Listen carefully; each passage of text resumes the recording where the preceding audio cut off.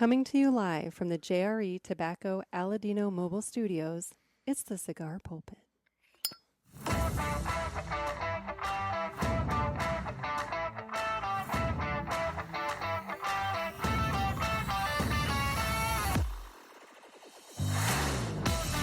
Hello, everybody, and welcome to another sermon from the Cigar Pulpit. I'm the Bishop of the Burn, Nick, and today it is New Year's Eve. We are wrapping up 2024, heading into 2025. Hopefully, you guys are looking forward to the new year, and I am about to go ahead and just jump right into a big interview I did with Trey Mac Shipley of Aladino Cigars. You guys know Trey Mac. It's always a good time with Trey Mac. So I'm just going to go ahead and jump right into it. So we'll see you on the other side of that. And we're joined by Trey Mac Shipley. How you doing, Trey? Doing good, buddy. Doing good. It's cold, but we're going to get through it. Okay. What is cold? I'm telling you, these Florida winters are no joke. What is cold? Well, I would have loved to have done this outside smoking a cigar. And? It's like 62 fucking degrees out there, man. God, you suck. You suck. Fucking cold, man. It's cold. I mean, it's a balmy, like 41 right now here in St. Louis, but it's like really warm. I mean, you know, it's been much colder here lately. So, yeah. It's warming up right now. That's good. I'm just saying, I would gladly take 61 or whatever the hell you just said. I mean, let's put it this way. I wouldn't have a heater going right now if it were 61. This is true, but this is true. God, you suck. I'm already trying to adjust, like going out, like when I go outside, I know it's nice, but to fit in, I like wear a hoodie and shit, long sleeves, and your body's not like saying like, what are you doing, and starting to sweat and everything. Because like, here's the thing, you're acclimated to temperatures elsewhere to where your body should be saying, this is fucking nice, and not like, I need a hoodie. Yeah, no, when I walk out, I'm like, this is ridiculously nice. But then I like look around, I'm like, I gotta try to fit in here. Like, it's cold, bro. Oh my God. Oh my gosh. So the move to Florida has taken place. You now have a nice, very corporate approved, appropriate backdrop for your podcast appearances. That corporate approval took some doing, but I'm sure it did. I'm sure. I think it looks pretty good. I mean, I'm just saying, I am in the sponsored Aladino Studios, and I don't have. Well, now we have proof of concept. Okay, is that what this is? Well, they're like, that's never going to work. It's never going to work. And I'm like, I'm pretty sure it's going to work. And I think it works. I think it looks pretty good. So it works very well. There's not a reason why we can't now take this concept to the next level. I think it works very well. Have like, because the studio is no longer mobile for you. No, it's not. It's ready to be set up. I mean, yeah. In fact, I've been working on advancing, getting some things taken care of with it. But we'll get to that in a minute. I want a fucking cigar. So, I'm gonna have to ask you to give a little details on the cigar. And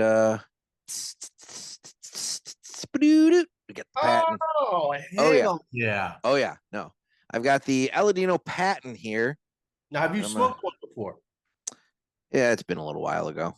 Okay. All right, but you've had one before. I have had one before, and no, I have the patent, and you know, I figured I'd continue the conversation from about a week ago with Ed Sullivan about weird sizes of cigars that are like apparently like award winning or worthy, you know, considering, you know, CA top 25. They're just like, what fucking bizarre vitola can we give an award to? But I didn't see the Aladino patent on there, which is a fucking screw, but that's neither here nor there. So tell us a little bit about the patent here. Well, the patent, it's very simple. That's the backbone of everything we do. It's 100% Corojo. Yeah. Corojo. Corojo. Oh, we'll get to that in a minute too. Yeah, good. Very simple cigar, but changing the vitola changes everything. That goes for all cigars in general. Yeah. When you go to this A size, it It cools the smoke down. Oh yeah. Oh, it just undries. Really, really looked like you were pulling a condom off. I was pulling the tissue condom off of the Aladino Look at that there. thing. Look at that thing. It's beastly. It just fills the screen with Aladino goodness there. It's awesome. So yeah, it'll cool that smoke down, and it creates what's already a smooth cigar, extremely smooth, almost inhalable. And you get more flavor that way. So you're gonna get the little woodsy notes. You're gonna get the cinnamon notes and the nutmeg. It's just nice. Nice. Yeah. Well, for those of you who care, it is a 9x48. So 1 ring gauge larger than a traditional Churchill, and 9 inches long. So it's a fun night, if you know what I mean. But anyway, time to cut the cigar. What are you smoking? Are you smoking? I'm not gonna do that in a new place. I was gonna say you're in the new place, and you just can't do it. No, plus when in Kentucky, I knew my neighbors. They were all like, "Oh yeah, we don't care." Yeah. This place is, I would guess they care. Florida, yeah, they probably are gonna care. Okay. But again, once we get out of this brutal winter, can smoke outside. No, my God, you and your fucking 61-degree brutal winter. Anyway, it's time to cut the cigar. The official cutting is brought to you by 2guyscigars.com. That's the number 2guyscigars.com. Two Guys have been around for 40 years, and they are the trusted name in the cigar industry. Everybody knows Two Guys, but if you don't, please give them a try. You won't be sorry. Family owned and operated, 2guyscigars.com does the very best to provide a great selection, fair prices, and excellent customer service. I can't think of anything else you could possibly want. So please go over to 2guyscigars.com for your next cigar purchase and tell them that the Cigar Pulpit sent you. That's the number 2guyscigars.com. And with that, it's time that we go ahead and cut the cigar. Well, I'm jealous. I mean, you should be. I have some good things over here with this humidor, but I bet you've been fucking moving. So, I found when I moved, it was a really good time to do a lot of inventory assessment, figure out what you got, what you're sitting on, and you find things, you find goodies and stuff like that. So, it's like, that's awesome. For sure. It's part of the fun. I mean, moving sucks. Moving blows. And you did it like multi-state. So like that's gotta suck. It does. In fact, I gotta drive back to wrap some stuff up. Which I'm like, I thought I was gone. Apparently I'm not. That's when you thought you're out, they pull you back in. Part of that I can thank MGM sports betting. I can thank them for having to go back to Kentucky. It's cool. Oh, real cool shit there, MGM. Okay. Yeah, so like I moved to Florida and I'm like, Florida's free. And yeah. A lot of sports betting. I'm even in like fantasy sports betting leagues. It's weird, but a lot. So I'm not gonna miss a beat moving to Florida. Yeah. And I find out real quick, it is legal in Florida, but the Seminole tribe runs all of it. You have to do it through the Seminoles. Yes, they do. So my MGM book doesn't work in Florida, and that's where my bankroll is at. Oh, so you got to cash out there. Yeah, and then when it makes it harder, so I'm thinking I can just cash out on the app, move it to a bank, move the bank into the Hard Rocks bullshit. Yep, nope. Have to go to the physical casino, and there's only one in Kentucky. So if I want my money, you got to go there. I wish I would have known that before I came here. Well, yeah, because now it's what, 15, 16-hour drive? It's not a short drive. Yeah. Oh, God. Yeah, that's fun. Real fun. Okay. Well, I'm going to fire up my cigar, and so that means it's now time to listen to the greatest commercial that you've ever heard.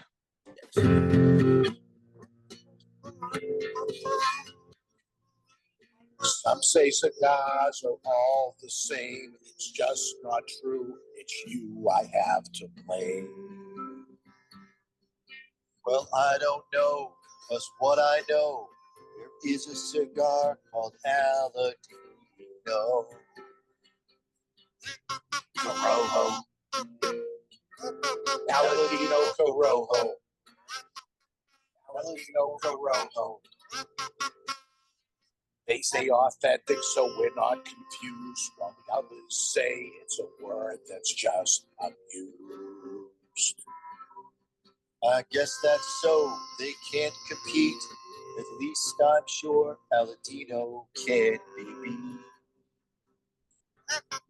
Corojo. Aladino Corojo. Aladino Corojo. Aladino Cigars use authentic Corojo tobacco from JRE Tobacco. This is the greatest commercial you ever heard. Yeah. Damn, I thought I had that thing like leveled out right. I hope I may have just blown up everybody's eardrums with that. So Well, I mean, I think that the commercial gets in your ear anyway. And now, well, yeah, that's true. Now it's the last thing you ever heard. It wasn't just the greatest commercial you've ever heard. It may have been the last thing you ever heard. Oh, all right. So we speaking of ear damage, go ahead. Tell me your initial thoughts on the initial. It's got that little bit of baking spice, that kind of thing going on right off the foot. And it's nice. It's just so nice. And it's been a minute since I've had just a stand, the core line, Corojo Aladino cigar. And it's like, this is nice. This is good. This is very good. You can smoke them any time of the day. Doesn't destroy your palate. No. At that A size, it's really well balanced in that sense. Well, so here we are. It's New Year's Eve, and I'm sure. Well, part of the reason I went with the A size is because, oh shit, my camera decided to zoom out. Fucking see that. Is because I figured I'd need plenty of cigar, considering you and I tend to go long. So I figured. Hey, my whole plan was to get done today in an hour. Okay, well, fuck, let's roll. So what do we got on the docket? Blow everybody's mind. Be like, what do we got on the docket? If I can smoke the patent in an hour, I'm gonna fucking feel disappointed and possibly sick. But anyway, I don't think that's a good idea. No, probably not. So, anyway, so what's going on? So yes, so to catch, we were talking earlier. The for those listeners, they may have missed it in the last time you were on. You did move to Florida. You're living in the home of the mouse. Just don't belong to the cult of the mouse. That's all I ask.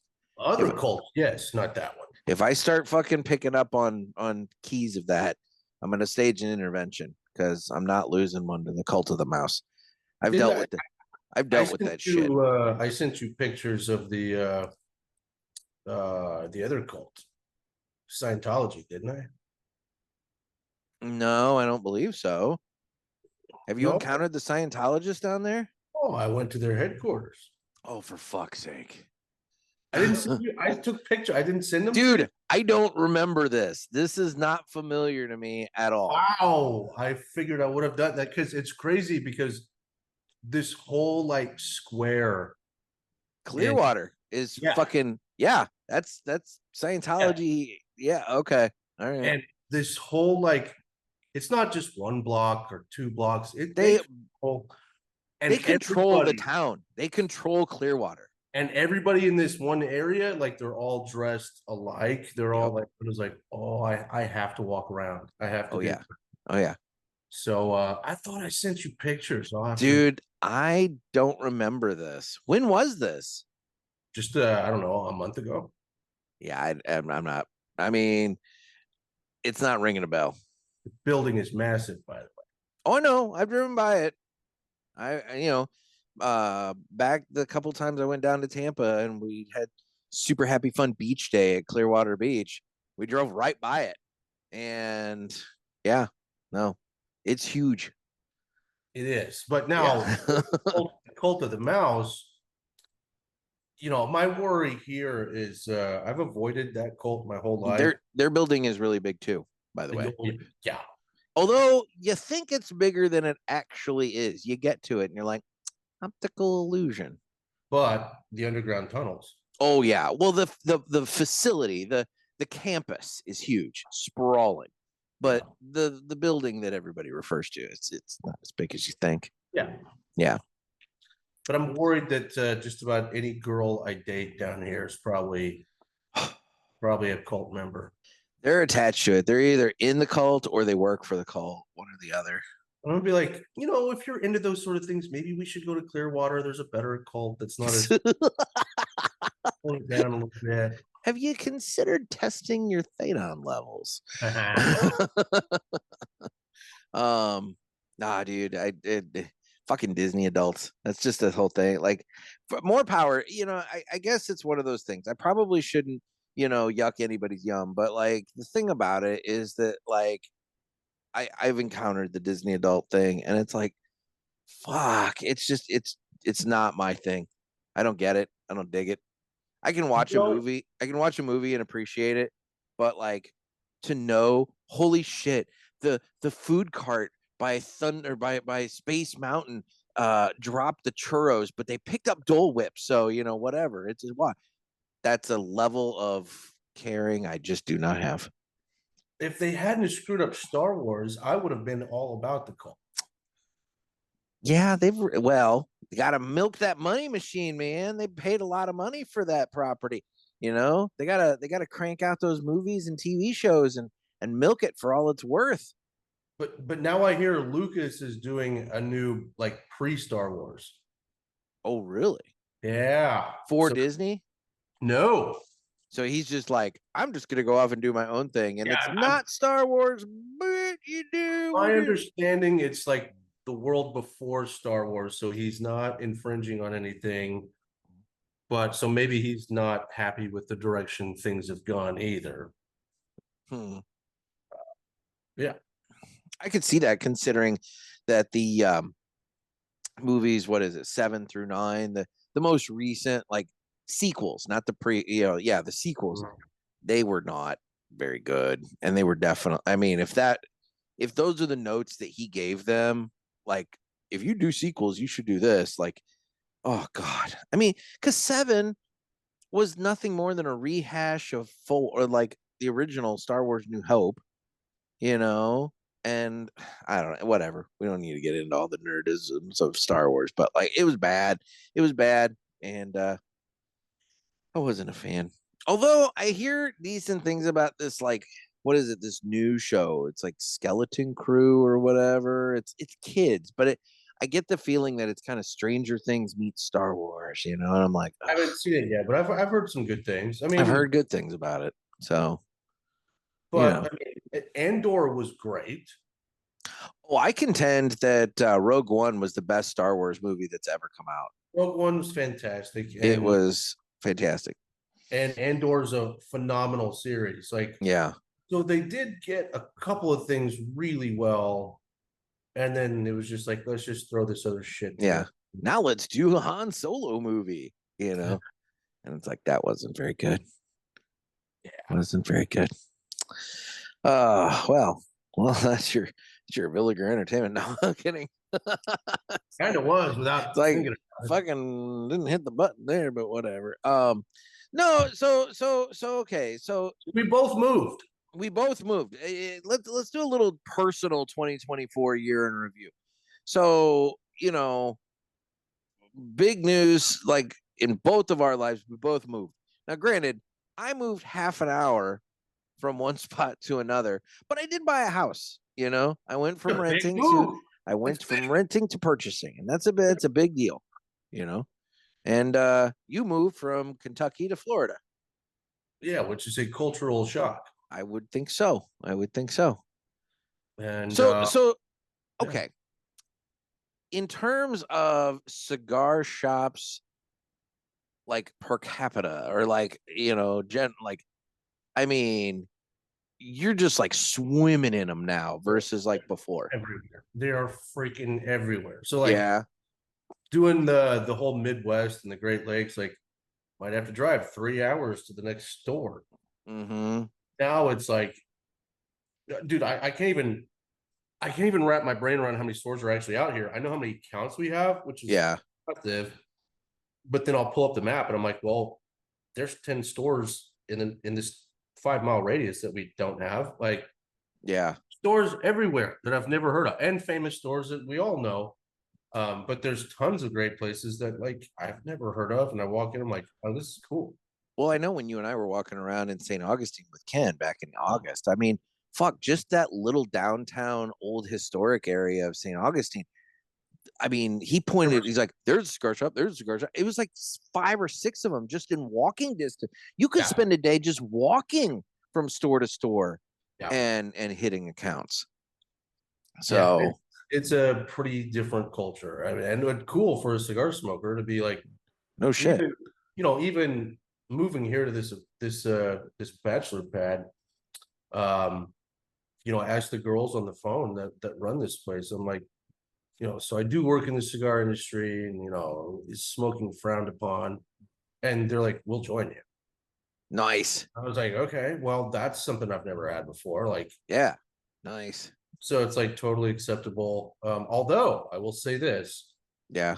There's a PSA bullshit going on the radio and on Pandora out here. I'm not digging it. Really? Yeah. And I'm like, all right. Okay. All right. So like, what's this fucking PSA? This woman comes on, of course, it's got to be a female voice. Well, yeah. And she's like, I went down to my local bodega today, and this guy lit up a little cigar, and the whole bodega was just so stinky. And then she's talking to this male, and she goes, where there's smoke, he goes, there's fire. And she goes, no, there's cancer. Fuck you. And I'm like, oh my God. And then the whole thing is like, little cigars are no different than cigarettes. This is where the industry needs to grow a set of balls. Find who paid for that ad, who's putting that ad out, and sue the shit out of them. Yeah. This is where the offense needs to take place. We just got done. The industry just got done fighting the FDA, doing all this, putting forth all this evidence and research showing how different they are from cigarettes and from vape and everything else, showing how it's not harmful and all, and you don't have use and everything else, and just showing off all of it. Well, why in the hell does CRA and PCA and CAA not then find out, hey, who's putting on this stupid little PSA on fucking Pandora and the radio? Oh, hey, it's the blah, blah, blah council of fucking ninnies. Well, you know what? We need to go and we need to sue the shit out of the council of Karen ninnies for defamation and all this kind of shit. And then what we need to do is we don't need to necessarily, they can pay our legal fees. They can pay our legal fees, but we don't need a settlement from them. We need them to run a PSA now saying how fucking safe cigars are. Mm-hmm. And how you may not enjoy the smoke, the aroma of a cigar, but that's your right. But the cigar itself has no fucking link to cancerous or whatever the fuck. I mean, put it out there. Just fucking put it out there. Which, interestingly enough, Florida is the only place I've been to that also on the radio driving around. Yeah. Are advertisements for cigar stores. Like, well, on the regular radio. Like, no serious, none of that. Like just on the radio, like Corona cigars, which I'm like a mile from Corona. Yeah. They just have like just on 90.1 the Bear. It's like there's fucking nice. I don't know if 90.1 is the Bear or not, but it's it's like, we maul today's greatest hits, Exactly. My favorite part about bears is when they go that raw with their mouth moves in different directions. Awesome. I don't know why I thought about that, but oh fuck. I don't know why I went with that. I guess I could have gone with like an actual Florida related animal, but No. I learned this already moving here. There are bears in Florida there. Yeah, again, we got 3 hotties that run this place. And I was like, of course, you find an apartment in a place where that has 3 hotties running it. oh yeah. Yeah. Okay. Anyway, so I'm talking to them. And this is something I've also never done. Like, I go crash their office. They're like, Trey, come in. I'm like, yeah, let me sit down and chat with the ladies. And I was like, I see what you're doing. I see what you're doing. Yeah. I'm like, hey, ladies, I can't pay my rent this month. How about I just lay a little pipe? You know, it's like, I get it. Good for you. You got to lay the groundwork for that. You can't come in right off the bat and be like, I can't make the rent. Can I just give you this? You know, it's like, you got to lay the groundwork. Tell them, like, don't be mad if my neighbors complain about me. Mm-hmm. I'm giving everybody a peep show every fucking day out here. Fuck. And girls, it's your fault. Like, you got to fix this because, like, this is bachelor pad bullshit. It's really cool, but like, there's just like 12-foot custom-made glass wall. Okay. Slides open to the master suite. Okay. But directly across from that is a 15-foot window that opens up to the balcony. So it basically is just a window through a window into your bedroom. Yeah, now not a problem because this custom glass is supposed to be like frosted. Okay. And I get here and I'm like, ladies, we got an issue. I don't have the glass. The frosting. So pretty sure neighbors can see me in bed, out of bed, doing whatever in bed. Yeah. And they're like, oh no. And I'm like, oh yeah, it's not, come over and check it out. Come to find out, like, the company that was doing the glass, apparently they got them in the others. I was the last one here at this new complex. Yeah. And they're like, yeah, they stopped doing the frosted glass. And so we're gonna have to like buy like black tinted glass for you. And I'm like, fucking cool. It'll look good. Yeah. But not here. Yeah. So I'm like, if anybody calls and complains, like, I'm not changing how I live. So yeah, it is what it is. Okay. But anyway, so I'm talking to the ladies, you know, like, hey, gators, because I like to go walking at night. It's hot. Yeah. Yeah. I assume if there's water, there's gators. You know, I've never dealt with gators before. And they're like, you probably won't see any gators here. If you go like 10 miles south, yeah, but here, no. What the fuck? Yeah. The one girl was like, tell that to that fucking kid at Disney World. He fucking saw a gator. Well, he didn't see shit after that, but he fucking saw a gator. Or maybe he didn't see the gator, and that's the problem. Not. Yeah. No. But that's 20 miles south of me. I mean, I kind of feel like 20 miles in the grand scheme of Florida isn't much. The girls are like, 2 years of lived here, have never seen a gator. Okay. However, they're like, you're gonna see plenty of bears.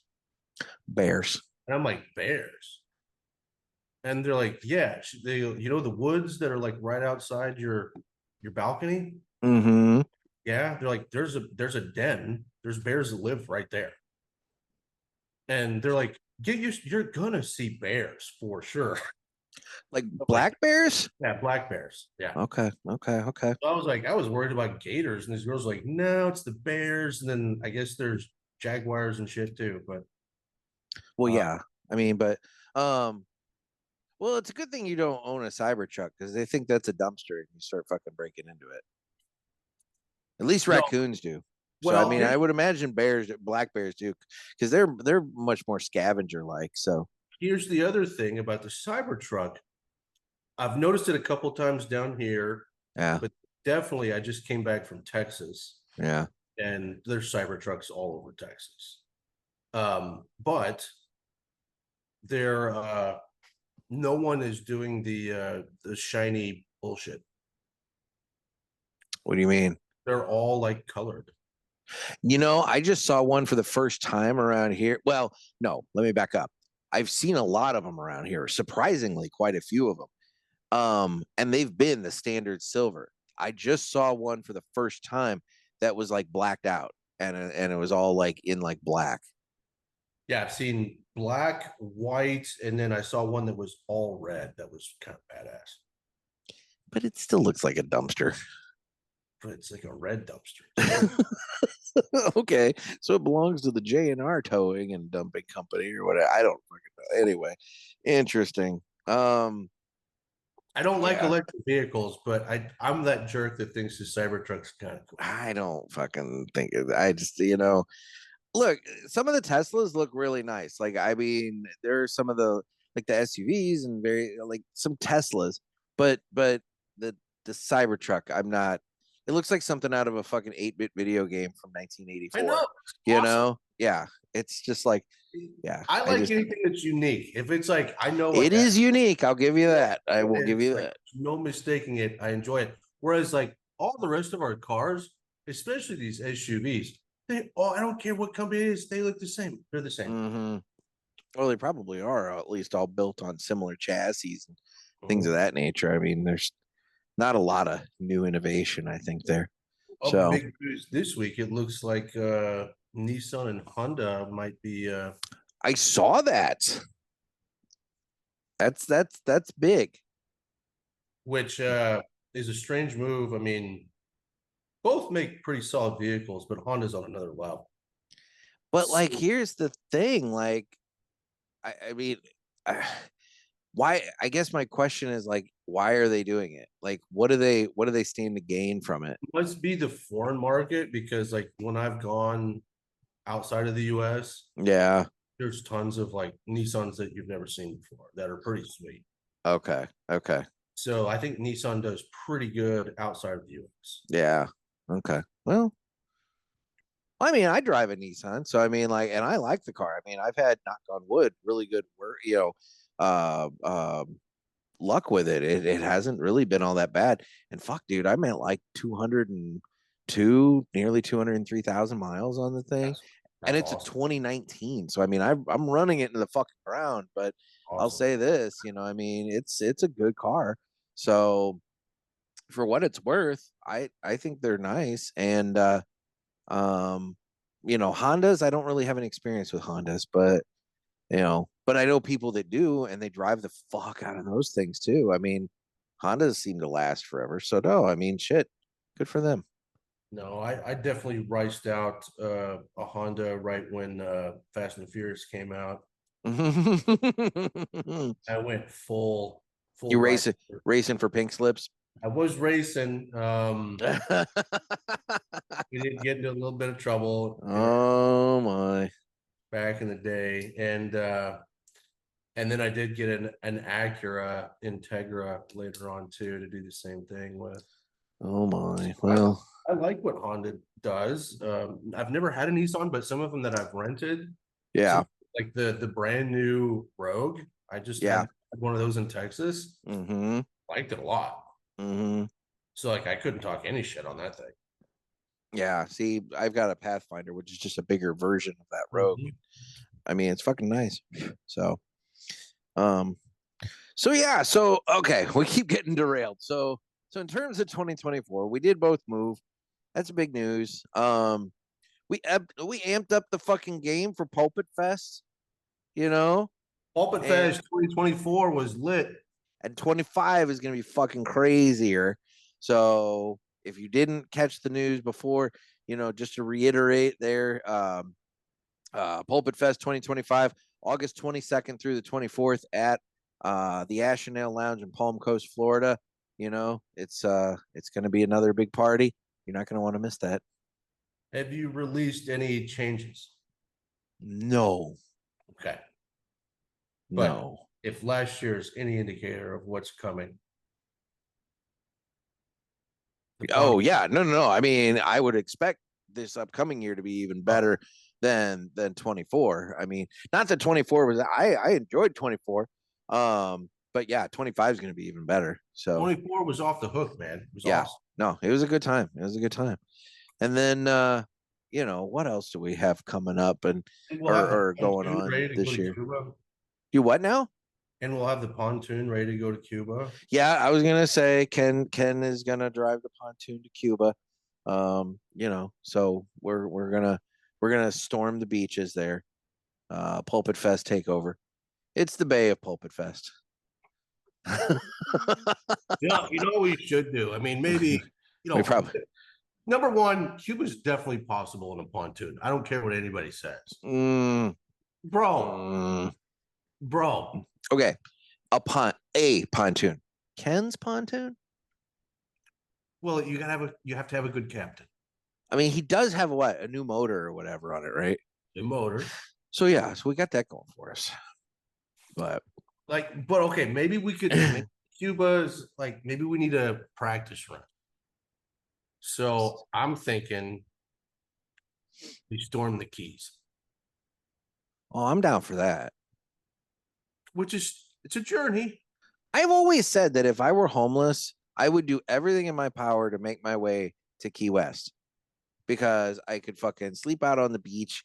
I could work for one of the bars for fun money to eat and drink and smoke cigars and everything like that.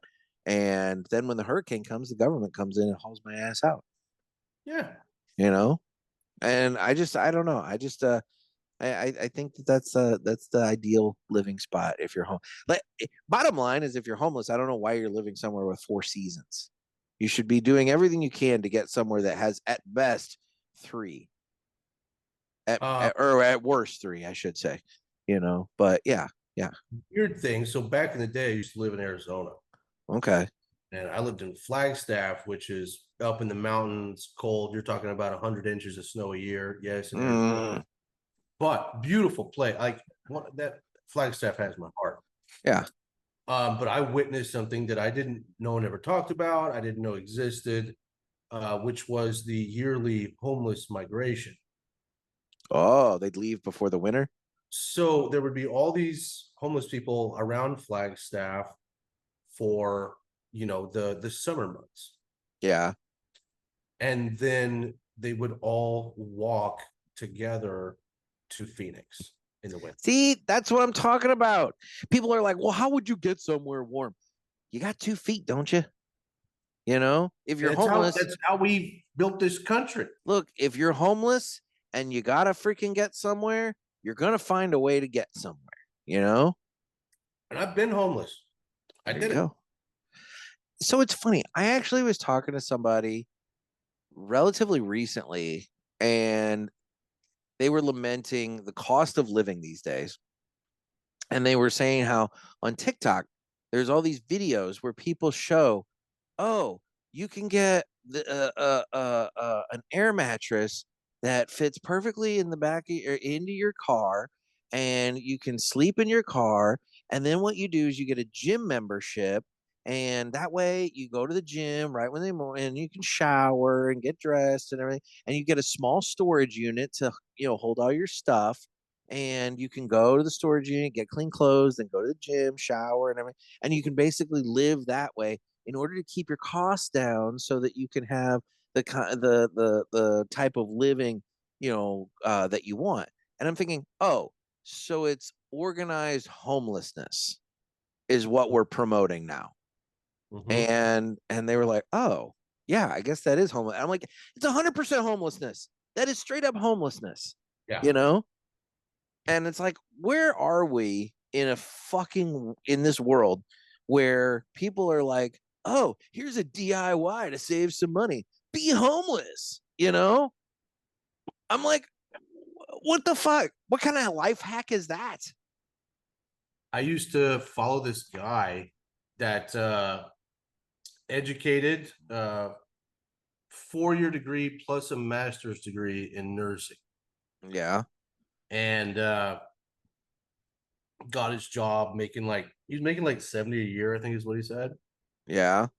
But had 5 years worth of college tuition and shit to pay off, which again, I hate listening to boomers who are like, well, you could have worked through college. And I'm like, yeah, well, when we went to college, if you worked full time, maybe you could cover your rent, but you're not covering and tuition. Well, no, that's the thing. The cost of college has gone up so crazily. It's not even funny. Yeah. So you're stuck with the bill unless, your parents paid for it all. But this dude, I followed him for 3 years so he was making 70 grand a year, living in his car, and he had it thought out. Like he could live his whole, just like you were saying. Yeah. And he was like, if I do this for 3 years, then I can pay off all my student loans. And then if I do it for a 4th year, I'll have enough money for a down payment on a house. So he's like literally going to live in his car for 4 years after college and making good money. But that's literally the society that we've created. And then the boomer generation, I don't think they don't grasp it because it's not the same as when they went to school. Yeah.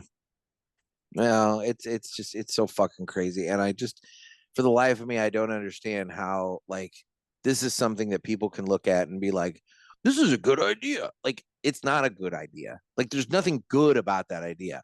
It might be necessary for this guy to fucking do that, but it's not a good idea, you know? And because I mean, fuck, where do you park your car at night when you're sleeping? You know, that's not safe, by the way, to be sleeping in your fucking car. But like, No. where do you park your car? Truck stop? Oh, because they're fucking safe places to park all night long. You know, yeah. I mean, Walmart's gonna boot you out. I mean, a lot of places are gonna give you the boot. So do it repeatedly, probably. That's what I'm saying. You know, you can't fucking like be there all the time. Yeah. So I don't know. Maybe people that are, you know, living in their cars can have like a little campground. But you know, I'm sure that would probably like attract unsavory people too. Well, I mean, that's one thing that like I didn't plan on talking about being homeless tonight, but I didn't either. I don't know. Whatever. I've been there. You know, I know people think they know who I am and shit, but no, I've been at the bottom. But the thing about it is, like, I go back to my situation. If I didn't own my truck, we would have had some massive issues. Yeah. Luckily for me, I was homeless, but I had my truck and I had all sorts of camping gear because I camped all the time. So I spent 3 months of my life just literally living in a tent all over Utah. And I would just drive from campground to campground and explore and camp and live in a tent. And we got through it. Yeah. You know, it's one of those things like I can be more talkative about that part of my life if anybody ever wants me to be, but it would have been different if I didn't have a car. It would have been probably a lot more ruthless. But for me, I was like, I got a car. We got to get through these next 3 months or so. Yeah. And honestly, when I look back on it, those are some of the happiest times of my life. Mm. Now, you couldn't have told me that in the middle of it. Well, yeah, because fuck, I mean, the stress of that is probably outrageous, but yeah, you're just like trying through one day and on to the next one. But now when I look back on it, I'm like, man, I was actually free and happy as shit. Yeah. Now I'm like, I've got a badass bachelor pad pimped out. Like I've definitely like made the big come up and there's a long ways left to go, but still now I'm like, oh, there's this bill, that bill, that bill, that bill. Oh, throw another bill at me I didn't know I was going to get. No shit. Awesome.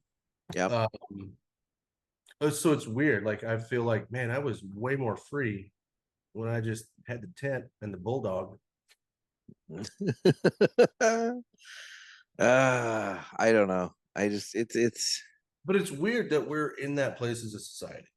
It is very weird that we're at a place where we are actively encouraging the prospect of organized homelessness. Well, and I think there's actually, again, Mr. Conspiracy Theory over here.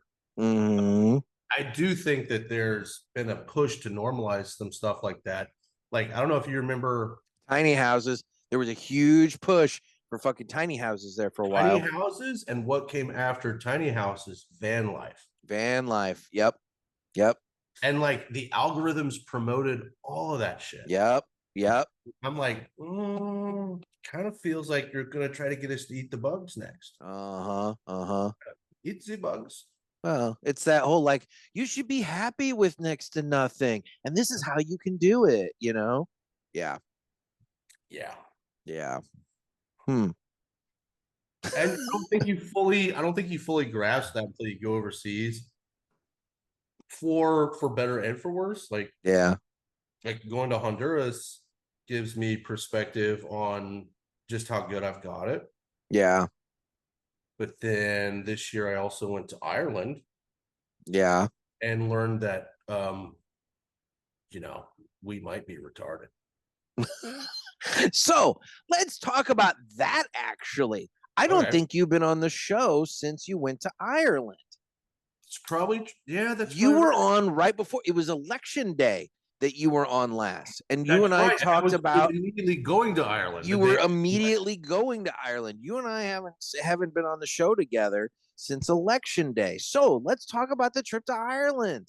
Oh, that's fun. There's so many things I could talk about there. Fucking get into it. I got a fucking A-size cigar going here. All right. So I am going to move my heater slightly closer to me, though, because it is just a little on the chilly side. It's gotten, I'm not living in fucking, 61-degree winter here, Hey, man, my heater chillier. is on at any moment. Oh, my God. Look at just You son of a bitch. It's not even on. Oh, God. Anyway. Yeah. So you went to Ireland. Yeah, and it's on my bucket list of travel locations. I desperately do want to go. Have I told you much about Ireland? I don't even really know. Have we really had a discussion about You and I talked a little bit about it. Yeah. So I've never been to Europe, period. Yeah. And honestly, like my idea was always like there's lots of other places I'd rather go to. Europe was what I want to do when I got old. Yeah. Because like you can train. You can do that while you're older. Yeah. Yeah. Like I want to do other stuff while I'm still young. Yeah. But this opportunity came up, and my friend Fred had been multiple times, like I think 5 times. And so he's like, nah, dude, he's like, it's not a problem. Like, trust me, let's just go. I've got it all. Just go along for the ride and you'll have the time of your life. Okay. I'm like, all right, like screw it. The flight wasn't bad. If you were going to fly to Ireland, I would highly suggest don't giggle. Aer Lingus. Well, okay. Aer Lingus. Aer Lingus. Yeah, which brings me to another point. I'm actually, and this is on the internet, so if anybody already steals this idea, it's already been put out there that it's Trey Mac's idea on the internet. Okay. After using Aer Lingus, I was like, what would be great is if we did a sequel, Con Aer Lingus. Oh my God. Oh God. Connor Lingus. I get what you're going for. Yeah. But we got to get Nick Cage involved. It's going to be an Irish adventure where inmates take over a plane. It's going to be awesome. Con Aer Lingus. I gotcha. Okay. So Aer Lingus, which they're opening up a few more places in the States in 2025. We flew out of Cleveland. Okay. Round trip for me. I hear it rocks in Cleveland. I'm just saying, Drew Carey said that Cleveland rocks. Yeah, well, Cleveland does a lot of things. Here's what Cleveland does really well. Okay. I don't want to talk no shit, but I'll tell you what Cleveland does really well. Okay. Like, no one ever told me until I started traveling. The food scene in Cleveland, off the hook. Really? I'm talking top 7. Oh, shit. Okay. Maybe top 5. Maybe top 5. Wow. Okay. Cleveland is off the charts when it comes to food. I'll be damned. All right. Good to know. If you're wanting to do more than that, you might be in trouble. I didn't say shit. I mean, I know if you want to watch football, you've got the Factory of Sadness. Isn't that what that's called? Yeah. Yeah, I feel bad for the Browns. And they're not the Indians anymore. No, they're not. I don't remember what they are. I think that says Guardians. Yeah, well, that says enough. The fact that I can't remember what they are. It's like, oh, well, that was a good branding switch, Oh, here's a little bit of Guardians, huh? Here's a little bit of trivia that I was involved in without knowing it. Okay. So one of my clients has a cigar shop, used to do marketing work for the Cleveland Indians, like for several years, and was a radio personality. Did a lot of work for the Cleveland Indians. Okay. So they actually reached out to him when they were wanting to rename the team, create a new mascot and all that, and said, like, you were always creative, like, just throw us some ideas, right? Okay. So I'm hanging out with this guy and he shows me, he's like, these fuckers don't know what they asked for. Oh no. Because of course he doesn't want to change the team. He loves the Cleveland Indians. Yeah. So he showed me all of his sketches and drawings of the new mascot. And I looked at him, I'm like, that looks like the Cleveland Indian. And he goes, no, look closer.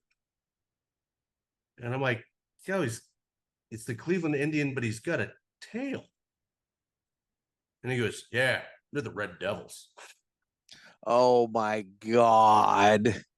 I was at his Oh my God. I was at his store when the Indians front office called and went bugling, like, what the fuck is this bullshit?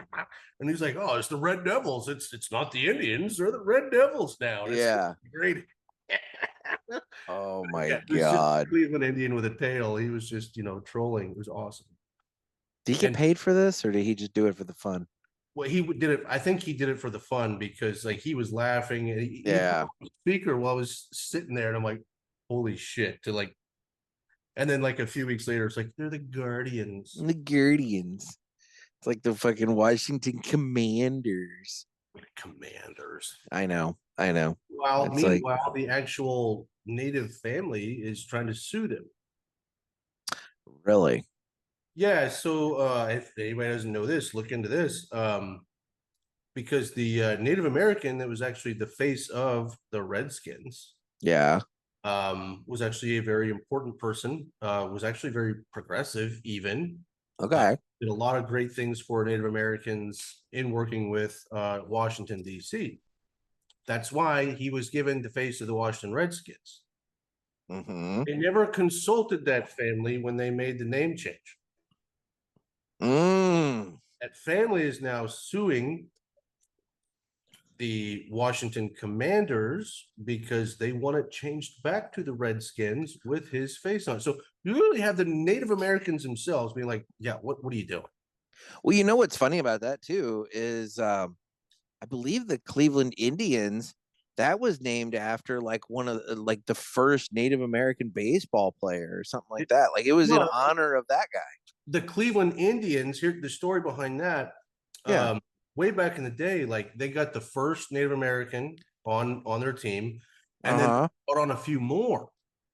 They had a bunch of, and I think at that time, I think they were maybe called the Spiders. I can't remember. Don't quote me. Yeah. They might have been the Cleveland Spiders. And some guy said, with the amount of Indians they got on this team, they might as well just call them the Cleveland Indians. And they did. See, that's so the thing. They were actually doing something progressive and inclusive, and then fast forward 100 years, like, oh no, we can't do it. Okay. No one cares about history. No, they don't. But anyway, so Aer Lingus, you flew out of Cleveland. Aer Lingus, I get caught on these diatribes. Well, no, we went down a rabbit hole, but that's okay. So the first thing, like, I'm worried about the flight because I do fly a lot, but that doesn't mean I'm good at it. I have a 3-hour marker. I'm pretty good until 3 hours, and then I start getting real pissy. Yeah. People at airports and people on airplanes tend to drive me crazy. Like, I don't like I feel like, especially in the US, like, people just lost not just respect for other people, but self-respect too. And the worst place to see it's at an airport or on an airplane where you're just like, spot. So I'm real worried about this flight over there because it's 8 hours.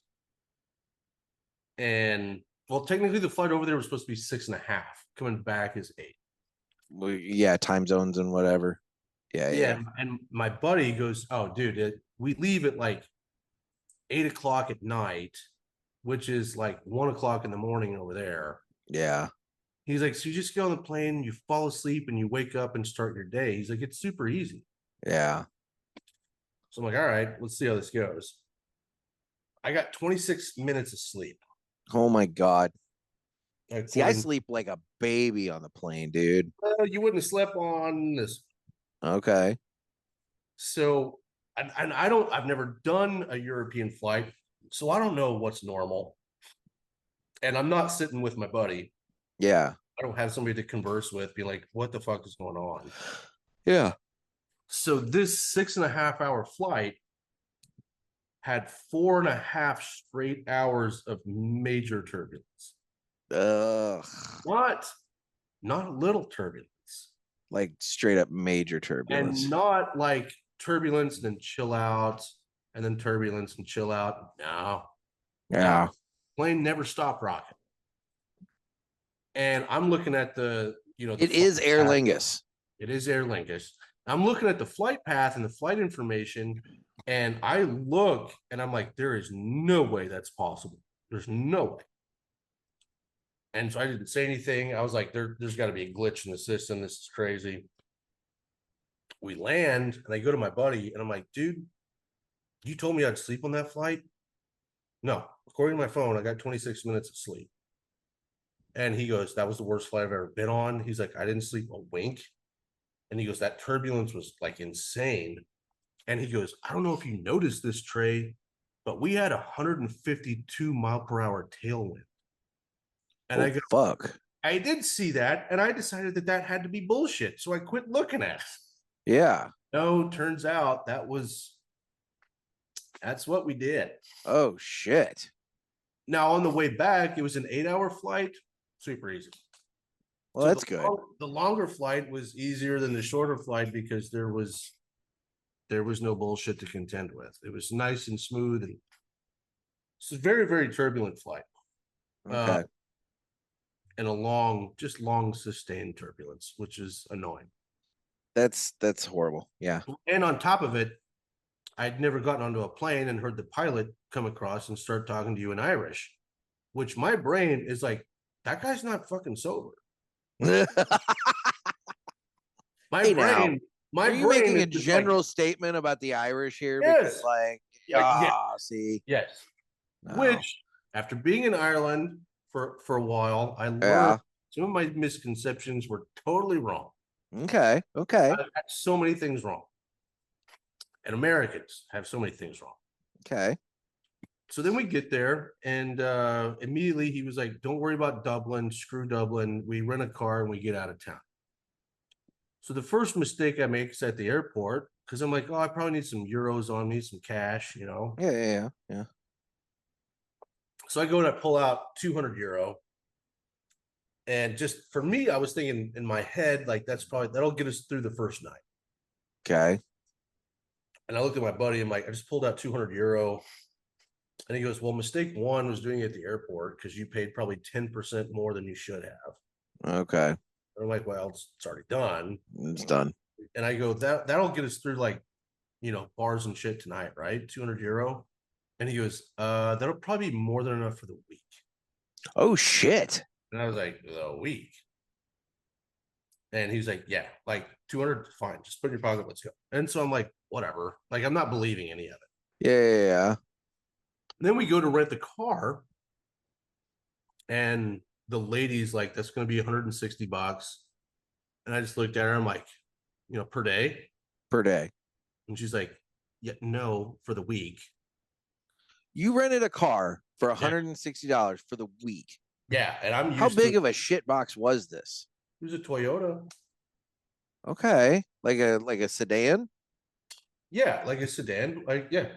Now, they're you also there's not not like a smart car sized Toyota here or something. No, this is like but the other thing you have to think about too, they're not the same cars that we get over here. Yeah. I don't know which one it actually was, but I mean, we had a back seat, we had a trunk. Like, I mean, it wasn't like super small though, is my point. They're more narrow. Okay. Which we learned that that's a good thing. Okay. Roads are much more narrow. Okay, well that would make sense.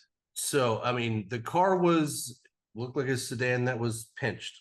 Like I don't know how to. So did they drive on the same side of the road as we do, or do they drive on the opposite? Okay. Okay. All right. The steering wheel is on the opposite side. The roads are on the opposite side. How weird is that? So the weirdest part when you're on like their major roads, You get into the flow and you forget it. Yeah, it's natural. Yeah. It doesn't bother you after you drive 5 miles doing everything the opposite, and you're just in the flow and you forget all about it. Yeah. Till you come to a stop sign. Oh. And that's when the old brain is like, wait, you start glitching. Yeah. Because you're looking the wrong way and you're thinking about traffic coming the wrong way. And you're like, oh. And you're having to make a turn potentially. And you're like thinking, oh, swing out to the far lane, but you got to actually swing to the close lane. And, oh, fuck. So, and the worst part is literally you're worried about traffic on the lane you're really shouldn't, the least worrisome. Yeah. And immediately and that didn't change for the whole week. That your brain just does, it takes more time to retrain it. Uh-huh. And then of course getting into cities and figuring out who has the right of way was a little bit of a brain fuck. That would take time. Okay. But on the whole, if you're worried about going to Ireland and not being able to drive, I would say it's bullshit.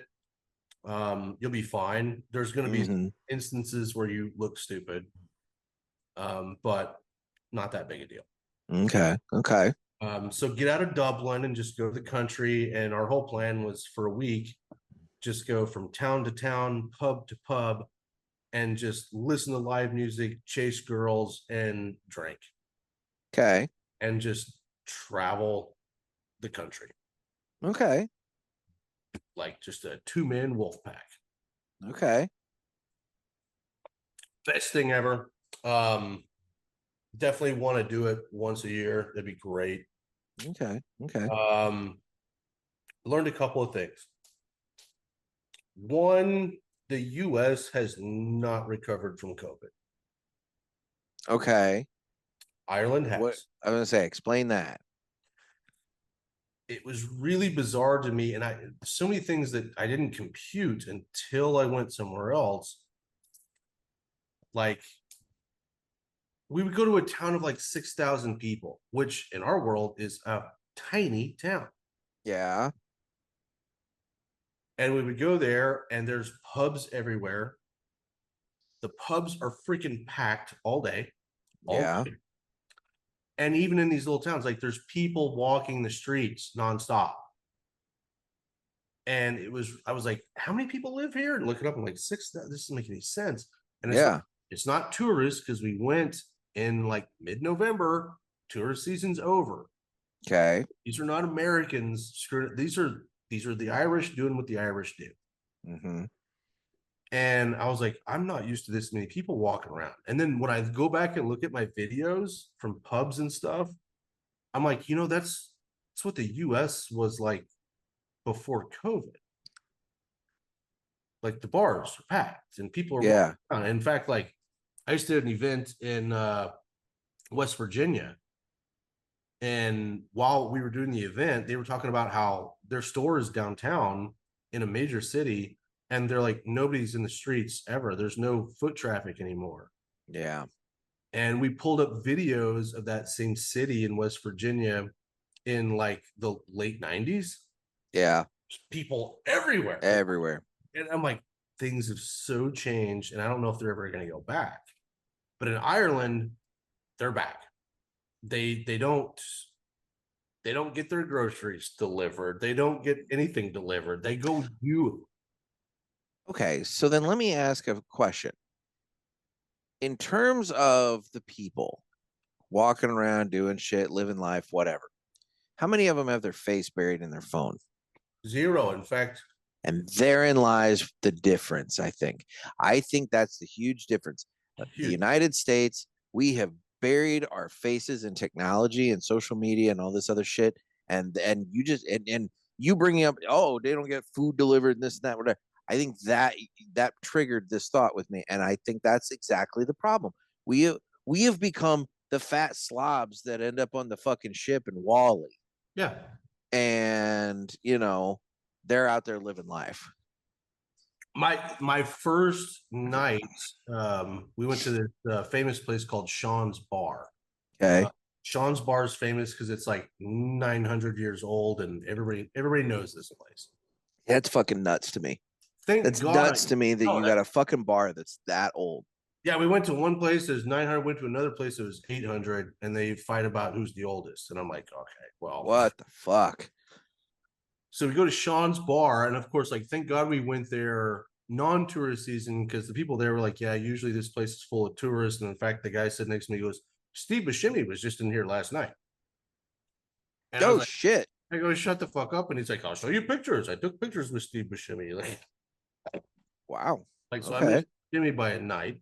That fucking sucks, actually. That would have been really cool, but, you know, whatever. But they wouldn't, down there, they wouldn't care. Like, they would treat him the same as they would have treated me. And this local Richie is his name. I still text him all the time now. He gave me like 3 rules. I only remember 2 of them. But one of the rules was don't be the asshole American looking at their phone. Okay. We don't do that here. Don't do it. Just put the phone away and enjoy life. Okay. That was one. The other rule was like, don't fucking tip. We don't want your tips. Oh. Which, in my mind, I'm like, well, that saves me 20% on this vacation. Or no shit, but that's interesting considering we're in the United States, where if you fucking even talk to somebody, they expect a tip. Yeah, it's gotten really bad. It really has. I mean, it's well, and the whole point of tips has gotten skewed as well. I mean, I've heard, I don't know if it's accurate or not, but I've heard the tip stands for to ensure prompt service, you know? And if that's the case, then why is it like almost expected that I tip? It's like I should be tipping for good service, not because it's just expected. And I think what it really boils down to is these companies or these states, governments, and everybody, they need to just establish a set wage, and we need to get away from this bullshit where people fucking make less if they're in the service industry because, oh, it's expected they'll make tips, you know, and all this kind of crap. Well, or maybe they don't make less. Maybe the corporation makes a little bit less. Well, that's my point. You know, it's like pay these people a better wage so they don't have to get tips and then move on with life, you know? Well, when I asked this guy, Richie, I was like, tips. And he's like, we don't want your American handouts, is what he told me. He goes, that's an interesting perspective. It's a slap in the face if you give us a tip, because we don't tip our own people because we pay our people a living wage. That's what he told me. Well, see, okay, that's interesting. But see, I get, and I just got done saying, oh, we ought to just do away with tips here too, and blah, blah, blah. But on the flip side, like sometimes I get service that I'm like, that was fucking great. And I want to reward that person with a little extra because of the fact that they did so well for me. And I think you should. Yeah. But I don't feel like it should be expected. No, I don't feel like therein lies my problem. The person making my burrito. Yeah. Oh, fuck. Subway. The last time I was at Subway, they were asking for a tip. And I'm thinking, look, you might be a sandwich artist, but this is a crude cave painting. We're not going to move on with a tip here, you know? So here's where it's super interesting. This I've experienced and learned about. I don't know if it's like all East Coast, but especially in the DC area, the DMV. Yeah. Okay. They ask for the tip up front. Oh, everybody seems to be doing that shit these days. And guess what happens if you don't do it? Back of the line for you, motherfucker. Oh, really? Yeah. I learned that. I started paying attention. I'm like, oh, if I tip, I get my food faster. If I don't tip, I'm waiting. That's some bullshit. It's like fucking charge more for the food and skip the tip then, if that's what you're gonna fucking play. But then the company is fucking taking the money and not the employee. I was at one burger joint in Maryland, just a regular burger joint. Yeah. And that's the other thing. It's gotten crazy expensive. Around the DMV, if you just want a burger and fries, it's for sure $20. Oh my God. That's for just basic burger and fries. Yeah. So I order my burger and fries, and I've kind of seen this tip thing play out. And even though I'm like, this is stupid, like I gave him like a $3 tip, right? Yeah. Which, whatever. The two guys in line right behind me chose not to tip.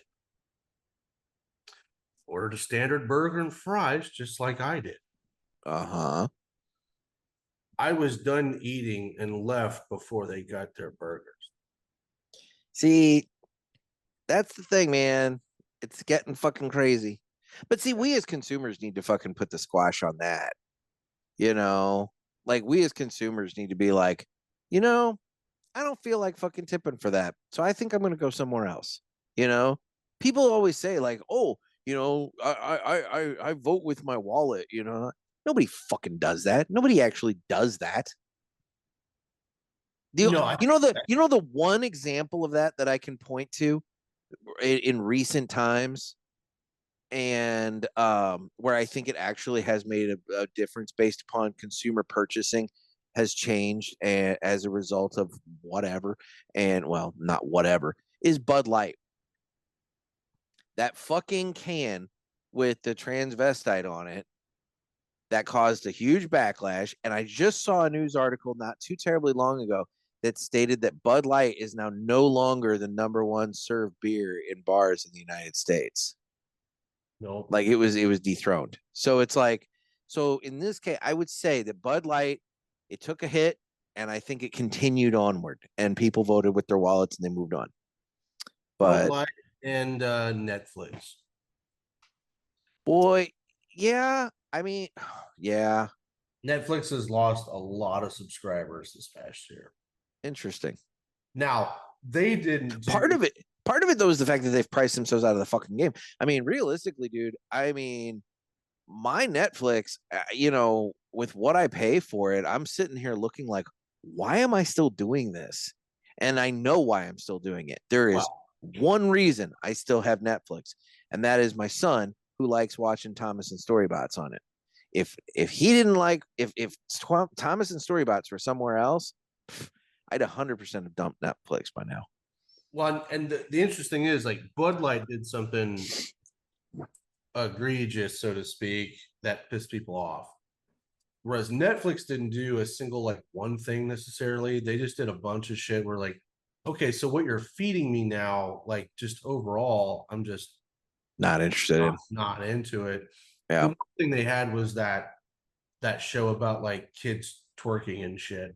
Oh yeah, I remember that. That was the one thing that, like, everybody got a little bit outraged at. But overall, like, when I look at it, if I pull up Netflix, I'm like, okay, literally every single movie or show is a DEI show, and most of it is like female driven. Where, like, no matter what they're promoting, it's like the female is the hero.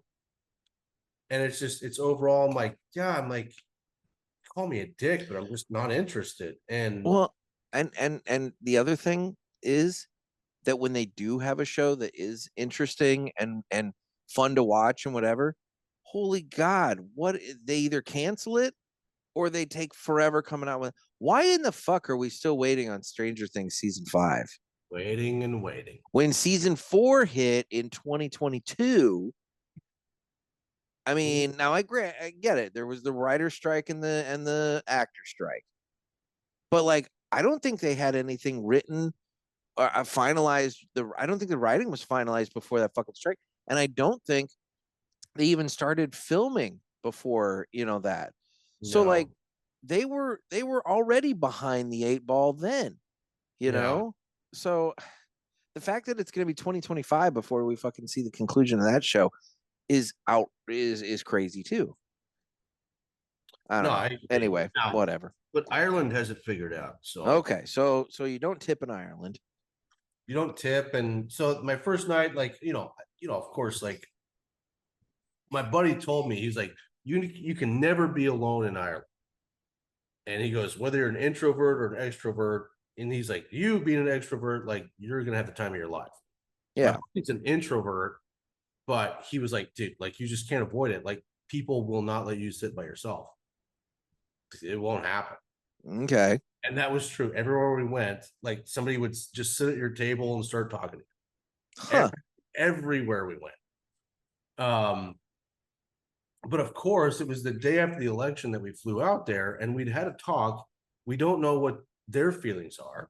Yeah. So we're just going to be non-political. We're going to give non-political answers to questions. I have no idea what we're getting into. Yeah. First night, we leave the pub around 2 a.m. And we're walking back to, that night was a hotel that was about a mile away. So we're walking back 2 a.m. and there's what they would consider a liquor store, which is just like a little beer store, beer and cider. Okay. That's what they drink.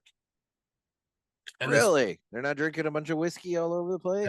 Zero whiskey. Well, I'll tell you that story next. Okay. Zero whiskey, but beer and cider. Yeah, that's all they drink, is beer and cider. Okay. And this old man, he's probably in his 80s, very well dressed, sweater, long sleeve. He stops us, like we stuck out like a sore thumb, and he goes, "Hey, you guys are American?" And we're like, "Yep." Glad to know we're that easy to spot. Yeah, no shit. And he goes, "What'd you think of that election yesterday?" And you're thinking, flock. Yeah, we're like, God, it's like 2:00 in the morning in the middle of the street. Like, what the fuck? And we're like, well, it was crazy. It was a wild night. Like, that's all we're saying. Yeah. And he just shakes his finger and goes, "It's a goddamn shame what Biden did to your country." And I was like, oh, I like this guy. Yeah, all right, then. There we go. Yeah. Wasn't expecting that. And then the whole week after that, like no matter where we went, everybody, American, who did you vote for? Did you vote for Trump? American, blah, blah, blah, blah. Yeah. They had to know. And if you did not say Trump, it was not going to go well for you. Really? Yeah, there was the worst one. We were at this pub. I think it was in maybe Westport, Ireland. Super packed, probably like 80 people in this pub. And there's a group of like people our age, like 40-ish. Yeah. 40s, late 30s, early 40s. And there was like 8 of them. And they were on the other side of the bar from us. Me and my buddy are definitely American. And then this couple walked in, and you can kind of spot them like, oh, that's an American couple. Like, yeah. I'm starting to learn. You can spot us. They walked in and they went right by this group of 8. And one of them says, "American, did you vote for Trump?" And he just shakes his head, no. And the amount of shit they called him American pussy, like oh shit, the whole bar turned on this poor guy. Yeah. And then of course I took it as an opportunity. I raised my hand and I go, "Hey, we're Americans. We voted for Trump." And they're like, "Let's get over here." Oh my god. There, and they're like, "Do the Trump dance on this American pussy over here." And I'm like, we're just here to have a good time. Like, we're not, that's like a little story about what it was like every single pub we went to. And we went to like, I don't know, 5 pubs at minimum a day. I will say that's definitely different from the narrative that the media gives about, how the world perceives America for, electing this felon as president again and everything. That's the other thing. The Irish people were like hardcore Trumpsters. Yeah. But when we would turn on the Irish radio, they were worse than our media. Interesting. They were very much like, this is the worst thing that's ever happened. Like, worse than our media. They were worse. Huh. So it was like, I think their people are being tired of being lied to as well. Yeah. By the media in general. Whether you like Trump or not, the media is forcing some shit down everyone's throats. For sure. Interesting. Okay. So that happened every single day, every single night. You couldn't avoid it, whether you wanted to or not. Okay. Things were crazy cheap. Yeah. I've always thought about Europe being like more expensive. Mm-hmm. Whiskey, a pour of whiskey anywhere you go would be like $5 to $6 Really? with no tip. With no tip, exactly. So like, whereas here in the States, you're paying what? 12 to 15 for a pour plus tip. Plus tip. Yeah. So significantly cheaper.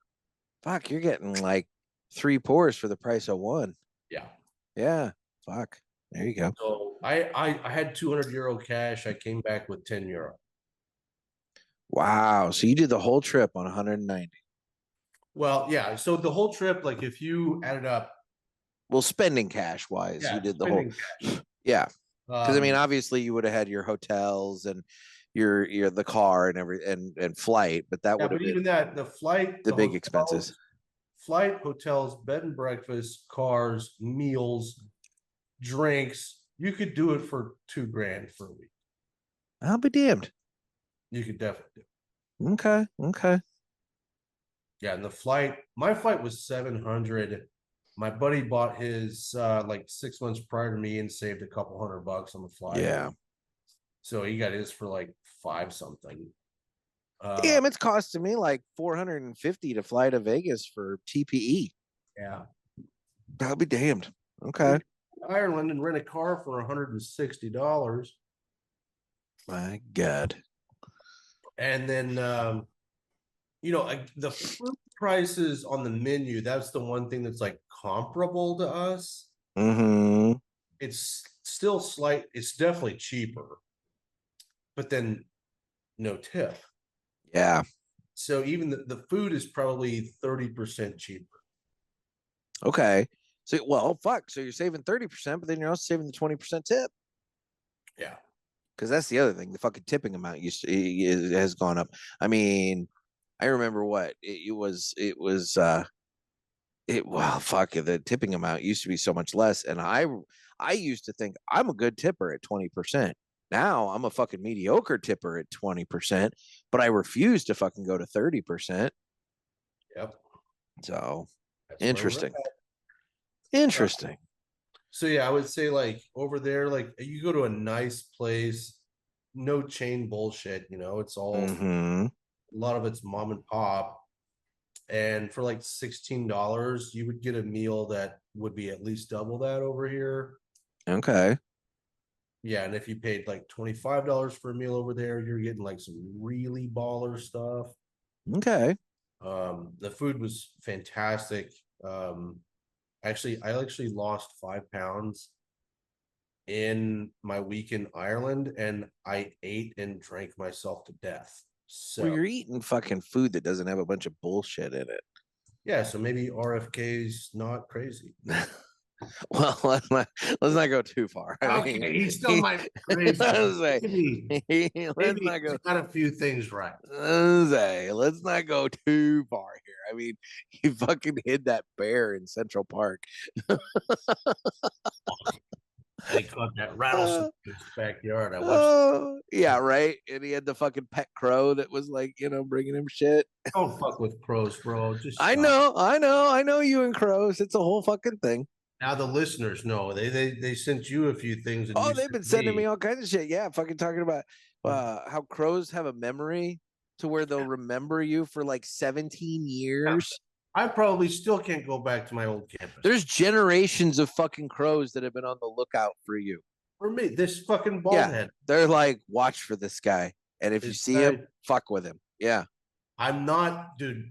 That sounds crazy. I don't think it's crazy, bro. I'm in their history books. Mm-hmm. So I've gotten about probably slightly past the halfway point on this patent here.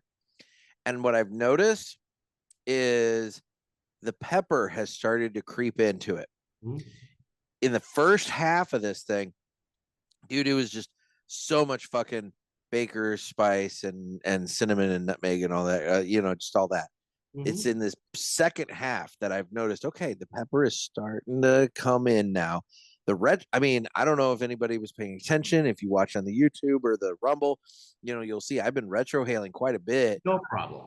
no fucking issue at all. And it's been smooth as hell. Only just now did I notice the slight little peppery tinge to it. So it's interesting. So right about the halfway point in this guy, that's when suddenly that Corojo spice starts to like really like creep in. I love that cigar. So we need to get that in. More places should carry that. I mean, yeah, it's an I do A agree, size, man. which is an unusual size for places to carry, you know. If I do an event, I'll usually tell the guy, I'm like, hey, just bring in a box of these. I'll sell them. Like, yeah, people need to. It's a fun. you sold a shit ton of them at Pulpit Fest. I did. Yeah. So, yep. No. So okay, so what else do we need to know? What else about the trip to Ireland do you want to talk about? Like the to wrap that bullshit up, people are amazing. They're very talkative, very friendly, out of their way friendly. The pubs are alive, the people are everywhere. It's like going back in time. And then on top of it, I haven't done this yet. I need to get on this like pronto. Okay. Two things. One, everything's way older over there. Yeah, yeah. But we traveled all through the countryside, all over the country. The buildings are way, way older than they are here. Okay. And they're all way, way kept up more than they are here.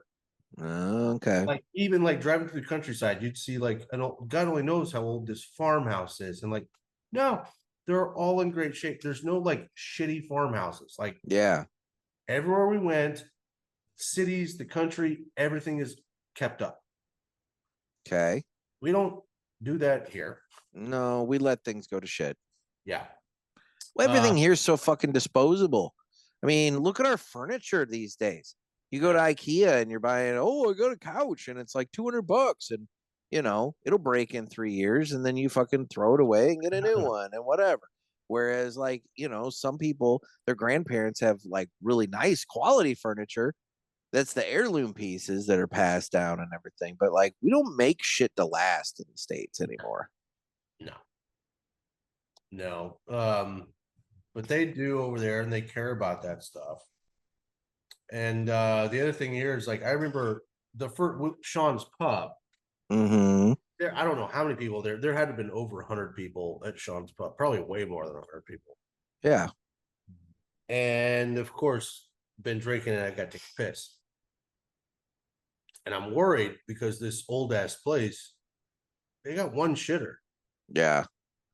And I'm just like, this is gonna be horrific. If it's not a super ancient toilet, it's gonna be a dirty toilet, or it's gonna be a dirty ancient toilet. Yeah. Walk in and I'm like, what the fuck? Yeah. Pristine. Really? Pristine. I'll be damned. Looked like the last guy must have cleaned it before I got in there. So the people of Ireland know how to aim. Okay. Yeah. And so then I was like, well, this is a pretty famous pub. Okay. Like, no, everywhere we went, it became a theme. So I started taking pictures of every shitter across Ireland. Just so that when I tell people this, I'm like, no, I'll show you every single place that I used, and you tell me what this looks like, because it looks real nice to me. Okay. Tons of bars we went to, one shitter, pristine. I'll be damned. So I want to start an Instagram, like the Shit Taker's Guide to the Galaxy. Plan, and I'm just gonna start reviewing toilets. I think that's a fine idea. And I took notes. Like, it got so good in Ireland that not only did I take pictures, I also pulled up my notes and wrote notes on Oliver Nouveau over at United Cigars, he posts and reviews tacos everywhere he goes. So like, it could be your thing. Like he posts the tacos and you post the best shitter to go to, and that way after you eat the tacos, you know what shitter to go use. Maybe we should team up and be like, bro. Oh, see, there you go. There's synergy in action right there. Tell you this much. I mean, you guys make the abuelo for United, so fuck it. You're already in some business. We're already in cahoots. So there you go. And I'll never forget. over in Ireland, and then I come back to Cleveland, and the restroom in the Cleveland airport disappointed me very, very much. You knew you were back in the States. And then I hit Kings Island, Ohio, which is Okay. a Cincinnati suburb. Theme parkish. Yeah. And I went to Chipotle and decided I need to go to the bathroom there. Oh, dear God. And I was like, welcome to America. Like, we don't give a fuck. Yep. But we're going to charge you a ton for your burrito, and we're going to ask for a tip for it, too. Yeah. Yep. Yeah. Yep. And even Wow. at Chipotle, the floors were nasty, the tables were nasty, the bathroom was super nasty. I took pictures of it all.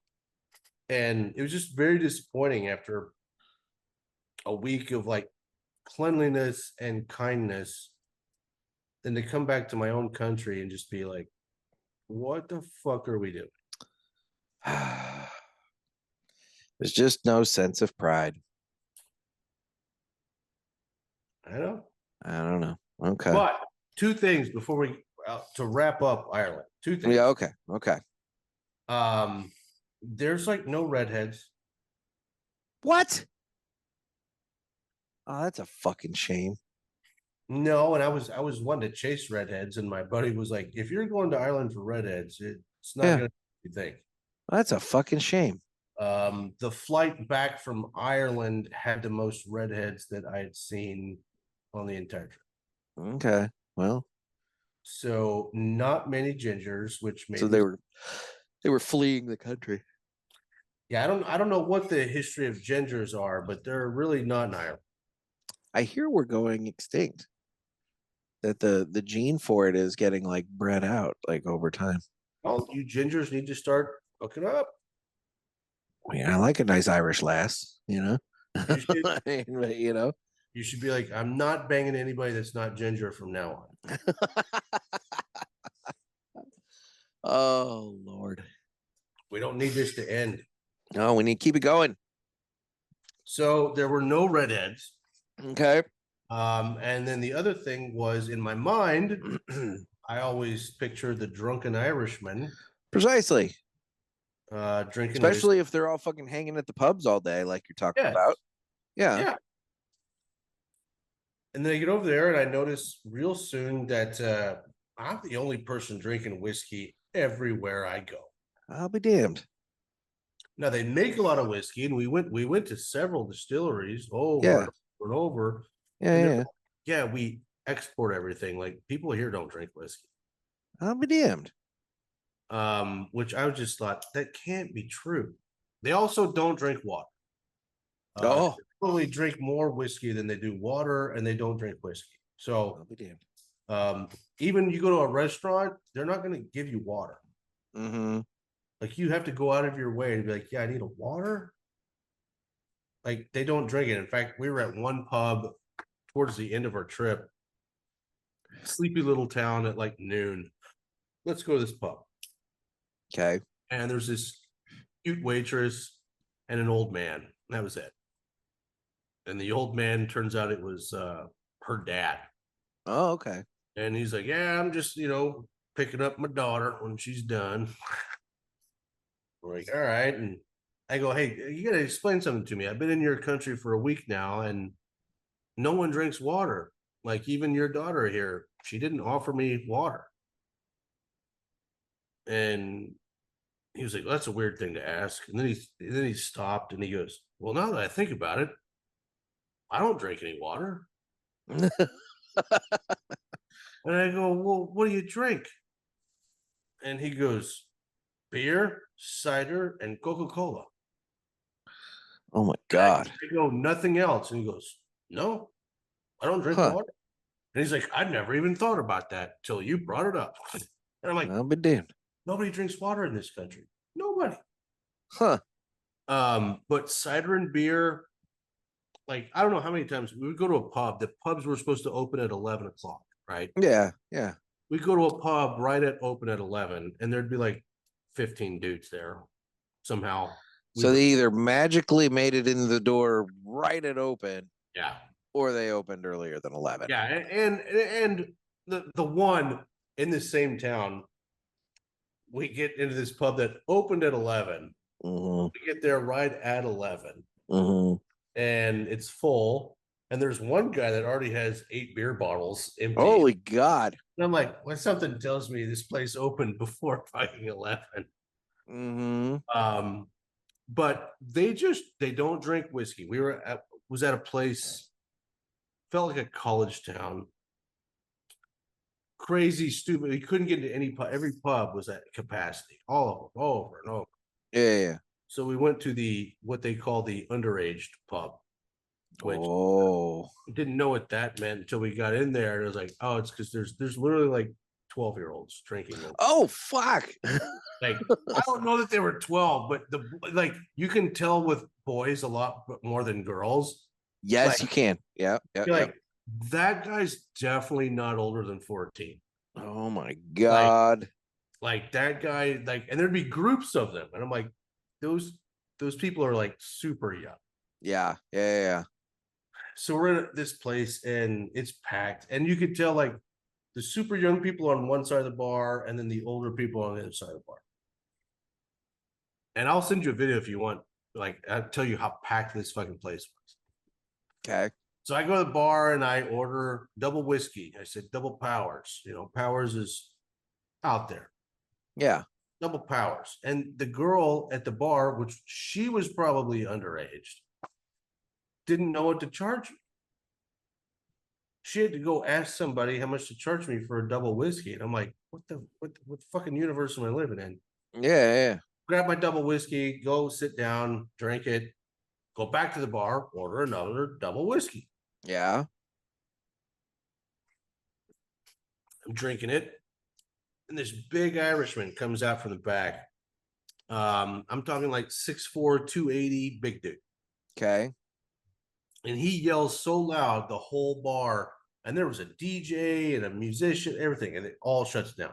Like, record. Yeah. And he yells, who the fuck is drinking double whiskeys? And I'm like looking around. I'm like, no one. And then he goes, who the fuck is ordering double whiskeys? I must meet the man. And I went like, me. And then the music starts up again and he comes over to me. Okay. I'm like, what the fuck is the deal? And he goes, I've owned this pub for 15 fucking years. No one has ever ordered 2 double whiskeys. Oh my gosh. And I looked at him like, well, I was going to do that like, I don't know, 2 or 3 more times. Like, I'm not done yet. Yeah. Like, this is just what I do. And he was like, I've been to America and I've drank whiskey and I understand your culture is different than ours. And I'm like, all right. And he's like, now I have a whiskey buddy in my bar. There you go. Okay. Now, my friend that went with me, Fred, that knows everything, drinking cider like a local. Okay. I'm drinking whiskey like an idiot. Like an American. Yeah. Yeah. Then this pub owner is excited and he starts bringing out all these different whiskeys because now he has a whiskey buddy. You need to try this. You need to try that. Okay. You're getting a tour of the collection. And he didn't give a shit about my buddy because my buddy was drinking cider. Yeah. In fact, I think he said something like, this must be your bottom buddy. Oh, shit.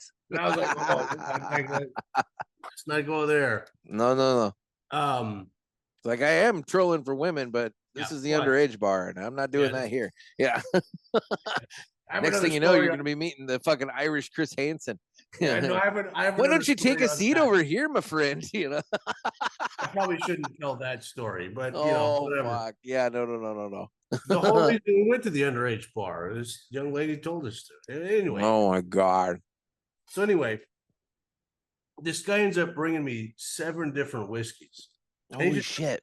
Pouring them. You got to try this. You got to try that. Blah, blah, blah. Yeah. No one in my country drinks whiskey. In an hour, I had 7 shots of the shit he brought me, plus 2 doubles. Yeah. And I look at my buddy, Fred, and I'm like, we got to get the fuck out of here. This Like, guy I'm fucking done. kill me. And Fred looks at me. He's pissed off because number one, the bartender or the guy that owned the pub wasn't giving him any free whiskey because he's a cider. So Fred is sober as a church mouse. I'm 11 drinks in 1 hour, and I'm like, I have to leave. And he's like, this is the only pub we could get into. Everything else is at max capacity. We can't. And I'm like, listen, motherfucker, we gotta go for a walk. I can't sit here for like 4 more hours. It's not gonna work. Yeah, I'm going to die. Yeah. So let's go for an hour walk, and then we can even come back to this bar. I don't give a shit, but like, I need a break. Oh fuck, that's funny. We did. We went and walked around for an hour, and then that was again the only bar we could get into, so we went right back to it.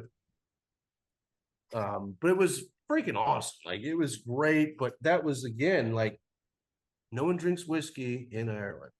Interesting. Well, another bar I went to, like, I had it was an industry event that we can talk about on the phone, not here. But someone in the industry was texting me while I was at this pub having the time of my life. What industry? It's cigars. Oh, okay. Our industry. Okay. And this person kind of fucked up my universe, and I got really pissed. And like, I need to go take a break, go out of the pub because I was pissed at these texts I was getting. Okay. And this person doesn't work for Aladino; it's another company, and blah blah blah. Whatever. And then I come back, and of course, like, I want something stronger because I'm pissed off. And so I'm like, hey, I'm from America. Of course. You got bourbon. And she's like, yeah, we carry bourbon. And she's like showing me they're like 6 bottles of bourbon. Yeah. Over there, they don't do proof, they do percentage. Okay. Mine, I got to think real quick. And in Kentucky, most people drink 100 to 120 proof. Okay. So 50 to 60. 50 to 60%. Yeah. So I tell the bartender, I'm like, what do you got that's like 50 to 60%? Okay. He looked at me like I was a fucking alien. Yeah. And they're like, nothing. We have nothing that is that strong. And I'm like, what the fuck?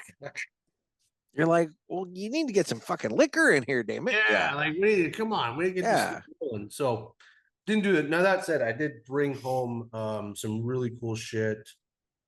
My buddy took an empty suitcase. Okay. Which I thought was dumb. And then after we left, I was like, oh, he filled that suitcase up with booze you can't get in the US. He knew what he was doing. Yeah. A lot of it, dude, when I say it's cheaper, there's one, let's say there's one from Jameson. Okay. That over there you can get for $20. Okay. That goes for like 180 over here.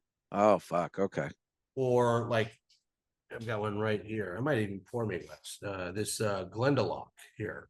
Okay. Very good stuff. I bought it for 20, and the person felt bad selling it to me because they're like, I feel bad because yesterday it was 18.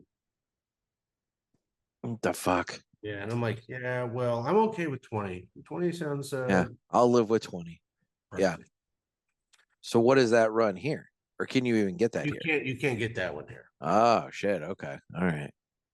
But most things, like, I bought some Japanese stuff that I'm a huge fan of, and it was at least half as expensive as what I would have paid in the States. Interesting.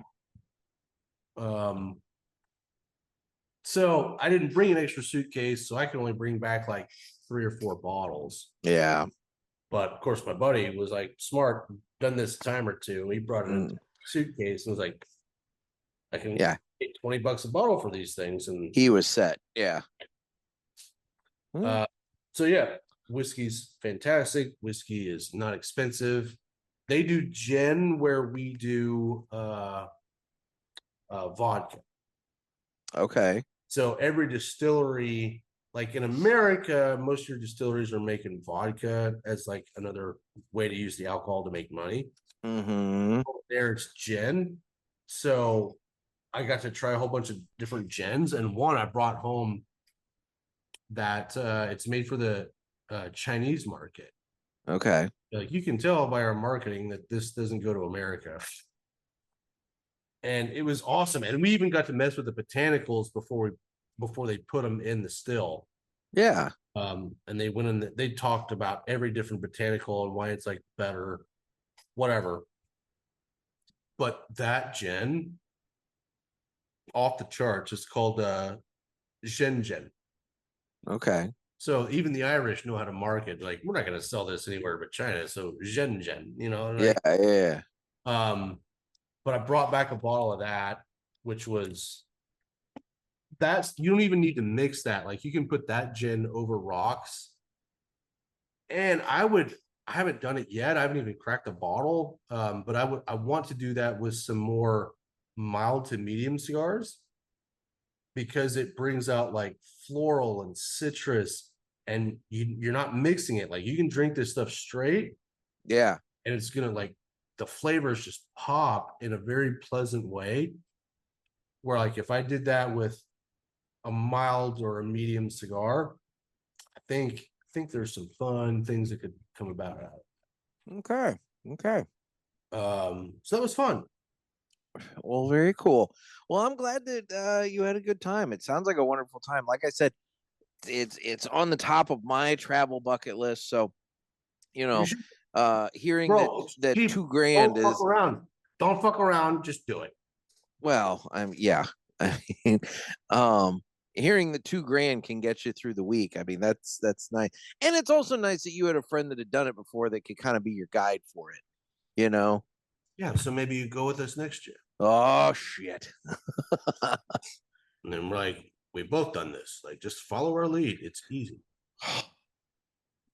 Not much of a drink, although I guess if they're drinking ciders, I do drink ciders. I'll drink ciders. If you do drink ciders, Yeah. they are 1,000 times better over there. Okay. One I had called Orchard Thieves, which I think a couple of states in the US you can get it. Yeah. Of course, they've got it on tap over there. I had never experienced flavors like that. It was thick, it was creamy. Yeah. And it was sweet, but not overly sweet. Yeah. Wonderful. And I asked the guy, I'm like, why the fuck don't we get this shit in America? And he looked at me, he goes, there's 17 different fucking apples that go into that. We're going to keep that for ourselves. That's what he told me. And I'm like, fair enough, bro. Fair enough. Well, that's fair enough. I asked the owner, that's the other thing. All these pubs and stuff, the owners work the bar. Like, yeah. Have 3 other bartenders, but everywhere you go, the owners are there. Okay. Not like in the States. The owners are there and the owners are working. And if you find the right guy, like, hey, this is your place. Like, I'm an idiot. Tell me what to drink. All right. So the last question, and then we'll move on. Smoking in Ireland. Yeah, they don't do it. Fuck. See, therein lies the issue. So even like outside, they don't like make you go outside, or they just smoke. Don't. They have smoking areas everywhere. Everybody smokes, but and again, sorry, we're past the algorithm at this point. Yeah. Sorry if this offends anyone, but they still call them fags. Well, yeah. In fact, like I was on Facebook out there, and this pub that was next door to us was like, they got their new, well, they have cigarette vending machines in all the pubs. Okay. Which is cool to see. Yeah, you haven't seen those in the States in a long time. Yeah. And like, you know, this one was like, we got your fags back in, come in and get your fags. And I'm like, oh my God, this would never fly in the US. No, it wouldn't. But everybody smokes. The smoking's a big thing in Ireland. Yeah. Nobody smokes cigars. There's no cigar shops anywhere. And when you light one up, everybody's like, what the fuck is that? Yeah. Yeah. Like in a bad way? Not like, in a bad way. So it's not like, so it's in a curious kind of way. Very, but it's not, very, very curious. Like So everybody, it's a potentially open market for a 100 brand that wants to come in and fucking educate. 100%. Well, you know what I think that means? I think that means Aladino needs to fucking just like plant a flag, fucking get a goddamn little house there, and then you just fucking spend a year of your life living in fucking Ireland, just educating the people on cigars.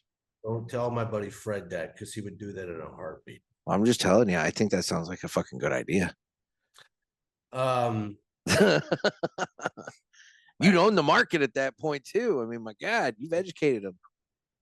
Yeah, no one cared about us smoking anywhere. But Okay. be like, what is that? Like, why are you smoking that? But you just didn't do it that much.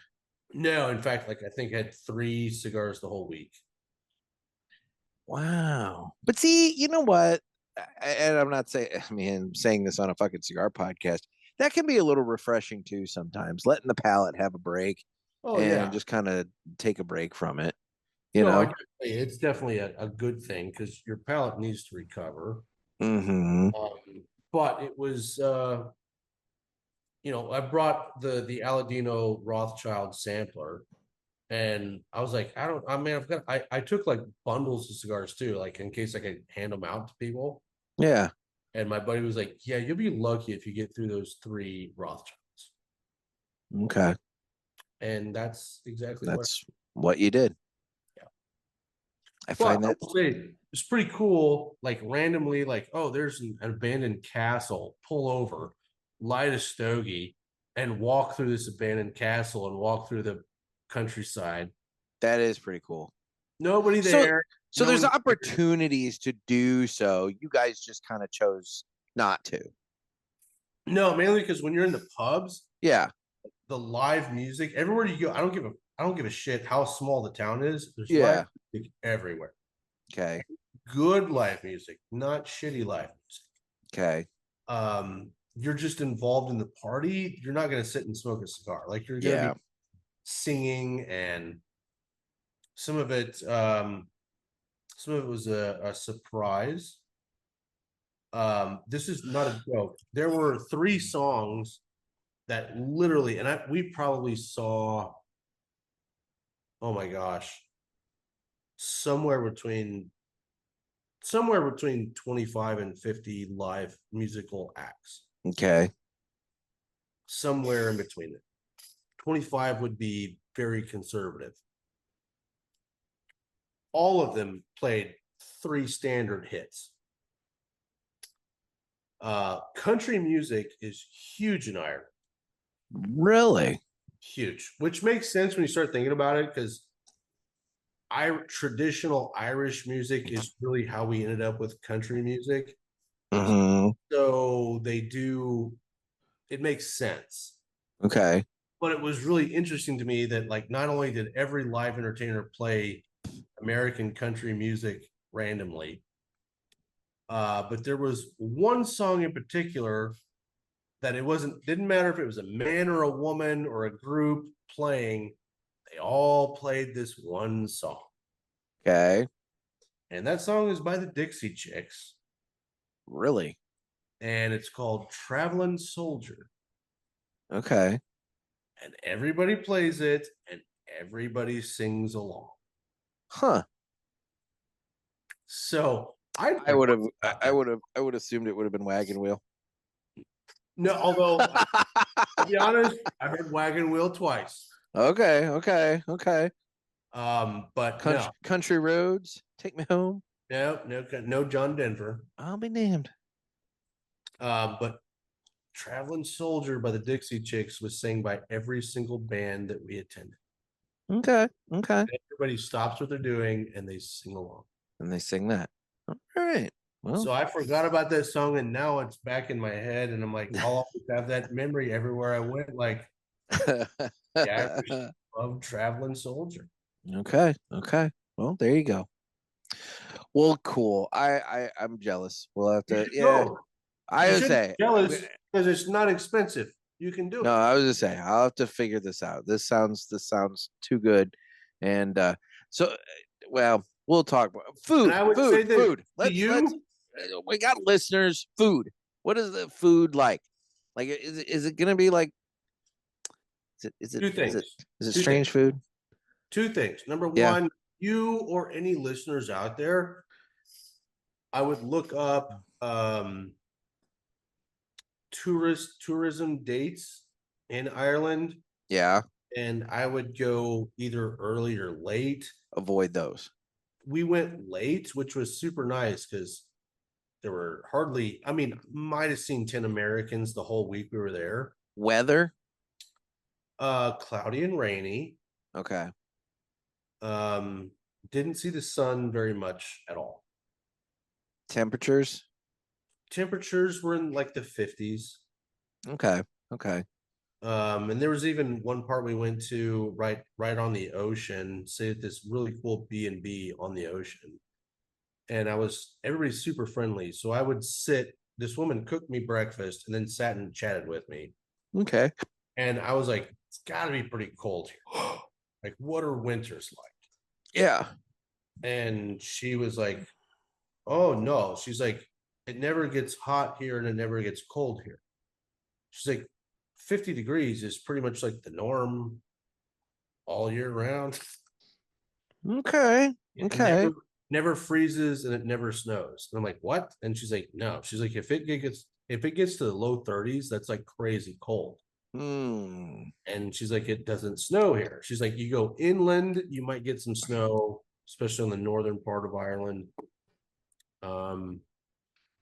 But I would still say go there early November because by Thanksgiving because I was invested, I was watching, like they definitely of Ireland had snow by Thanksgiving.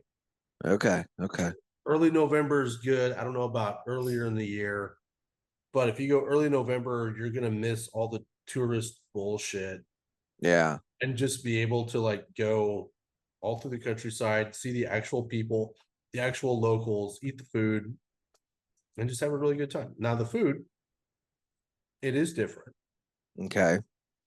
And it's also regionally different, just like it is here. Well, yeah. So for dinner, had a lot of fish and chips. Okay. Which everybody kind of has their own twist on it, but I'll say this: the fish is all like super duper fresh. Well, yeah. Super flaky. Like every fish, I had fish and chips 3 times, and all 3 times were top notch. Okay. Okay. And about $16. That's not bad. No, It's not bad at all. especially when there's no tip. Wait, no shit. Yeah. Okay. And then breakfast is a big deal in Ireland, and it's called Irish breakfast everywhere you go. And the Irish breakfast will fuel you for most of the day. Well, that's nice. Yeah. You just have to be okay with trying some different things. Such as? So traditionally you'll get a couple of pieces of soda bread. Okay. I've had that before. It's good. It is good. You'll get 2 pieces of soda bread, usually 2 eggs sunny side up. Okay. Which if you don't like that, you can ask for it, but that's how they're going to prepare it if you don't. That's their standard default, but yeah. Okay. 2 eggs sunny side up. You'll get potatoes of some sort because it's Ireland. It's Ireland, of course. So you're gonna get some form of potato. I was like, there's got to be a lot of potato. Yeah. Okay. Okay. Some form. So you get 2 pieces of bread, some form of potato, 2 eggs sunny side up, and then the meat. Okay. You always get 2 different types of sausage. Okay. And then you're gonna get probably 2 types of what I call blood sausage. Okay. They call it something different over there, like blood. They call it pudding. Pudding. But if you go, but it's not pudding. Now, if you go to German places, blood sausage is a big deal in German culture. It's one of my favorite things. I fucking love blood sausage.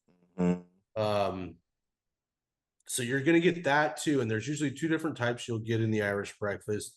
One will be a lot, so it's gonna be a darker sausage, so there's more blood involved. Uh-huh. And then the other will be what they might call white sausage. So it's the same thing, but not as much blood. Okay. You'll get that. And then the surprise is always dependent on your region. One region will do baked beans. Okay. Which is kind of weird for breakfast. Like beans on toast. Yep. Yeah. And you're like, I know. I've heard that before. Yeah. Sausage and potatoes. Like but it works. It really does work together. Yeah. But then in other areas, because it's Ireland, and I love this. Mushrooms. Okay. A lot of different awesome mushrooms all over Ireland. And in different regions, instead of beans, you'll have some sort of mushroom dish along with your breakfast. Okay. Chef's kiss. Every mushroom dish I had was spectacular. All right. And then they don't do ketchup and mustard like we do. They have something called brown sauce, and that's literally what it's called, brown sauce. Brown sauce. And they have packets of brown sauce and brown sauce. And it's just brown sauce. If I had to describe what brown sauce is, yeah, I would guess if you mixed ketchup with real mustard, not the yellow shit. Okay. Ketchup with real mustard and then added vinegar. Okay. I don't know for sure, but that's what I would probably guess is brown sauce. Okay. Which is, it's an acquired taste. I was gonna say, I don't know. I'm not a mustard guy, so I don't know if that would be. Yeah, it works. And honestly, for me, like I would like it better if it was more on the mustard side and not as sweet as it is. Yeah. Like if it was more mustard and vinegar heavy, like I'd be like, yeah, but it was there's a global food thing over here in St. Louis, like a grocery store but it's not like a chain. It's not like World Market. Yeah. It's like a fucking like locally, and they have all kinds of fucking shit in there. And so, I bet I could find brown sauce there. And some brown sauce. And the weird thing is, I would take whatever sausage link they gave me. Yeah. Put that soda bread and then spray the brown sauce on it, and it works together. It really does work as a whole. See, I dip my sausage in maple syrup. Oh, I love that too. Oh, I fucking have to have maple syrup for sausage. Like hell, I just had breakfast this morning. I had fucking sausage patties. Fucking hit that shit with that maple syrup. Fuck, it was great. It's great. Got to do it. So that's the Irish food is good. Not from what I hear, English food is not good. Well, that's why I was asking, because I've heard that English food is not good, and Scottish food involves a lot of organ meat. And I would be down for that. Yeah, I'm not feeling like haggis. No, the Irish don't do the organ meat. I was kind of hoping they would a little bit more than they did. Yeah, little bangers and mash. I could be down for some bangers and mash. I'm telling you, like blood sausage. Yeah. Blood sausage, and you put the potatoes on top of it, and then I prefer to put gravy on top of that motherfucker. Like it's match made in heaven. And the blood sausage, I know the word scares people. Just try it. It is delicious. Okay. It's not as crazy as you think it is. It's the flavors mixed together. Okay. So Ireland, we just went off like. We did, and that's all right, because you and I were kind of like, what are we going to talk about? I don't know, what the fuck. And here we are. We totally forgot that you fucking went to Ireland, and we haven't talked about it on the show. So this works out well. I had a great time. How much does Cigar you got left? I have this much left. Okay. Yeah. And we've been going, we're over the 2-hour mark. So I've gotten plenty of time out of this pat here. So this is good. Here I said we weren't going to go 3 hours. I know. Well, here, let's do this now. It's time for the Villiger Cigars Entertainment Report. Brought to you by Villiger Cigars, one of the leading cigar and cigarello manufacturers in the world, founded in 1888 and still family owned and operated. Head over to villigercigars.com and check the store locator to find a shop near you that carries them. We guarantee that Villiger Cigars will be a wonderful addition to your humidor and cigar rotation. So what have you watched lately? Okay, let's do two things. Okay. One, my bladder's giving out. Okay. So you need a break, is what you're telling me. But the way I have this thing set up, I'm gonna hear what you say from the pisser. No problem. Okay. All I Okay. gotta do is go around the Aladino man straight to one of the pissers. Okay. Now, I do want to hear what you've been watching, because I think, and you can tell me if you think I'm wrong, I think the COVID shit is finally getting over with, and I think things are coming back on Shows and whatnot. Yeah, I think I think so. not fully, but I'm getting teased, and I want to know what you're getting teased with. So I'm gonna okay. listen, but I'm gonna. Okay. You go take. I hear everything you say. Okay, you go take care of that. So, what the fuck? So, okay, in terms of what I'm getting teased with, obviously, you know, I mentioned it earlier, Stranger Things season 5. You know, it seems like 2025 is going to be a big year for a lot of shows coming back and doing things. You know, I don't necessarily know. I don't know. I see a lot of different commercials for things, but I'm not entirely sure what you're getting at in terms of what shows maybe in particular.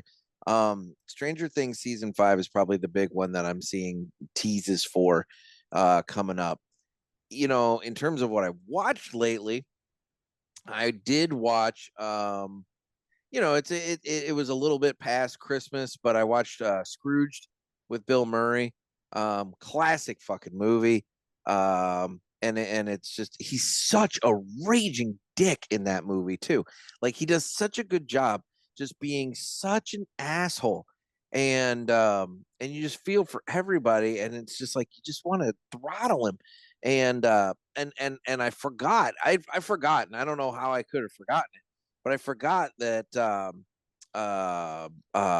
Bobcat Goldthwait was prominently featured in that.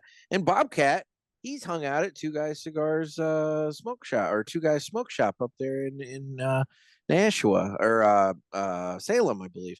So, you know, could have, if you're hanging out at Two Guys, you might have seen Bobcat Goldthwait. So, you know, that's kind of cool. But so I did watch Scrooged.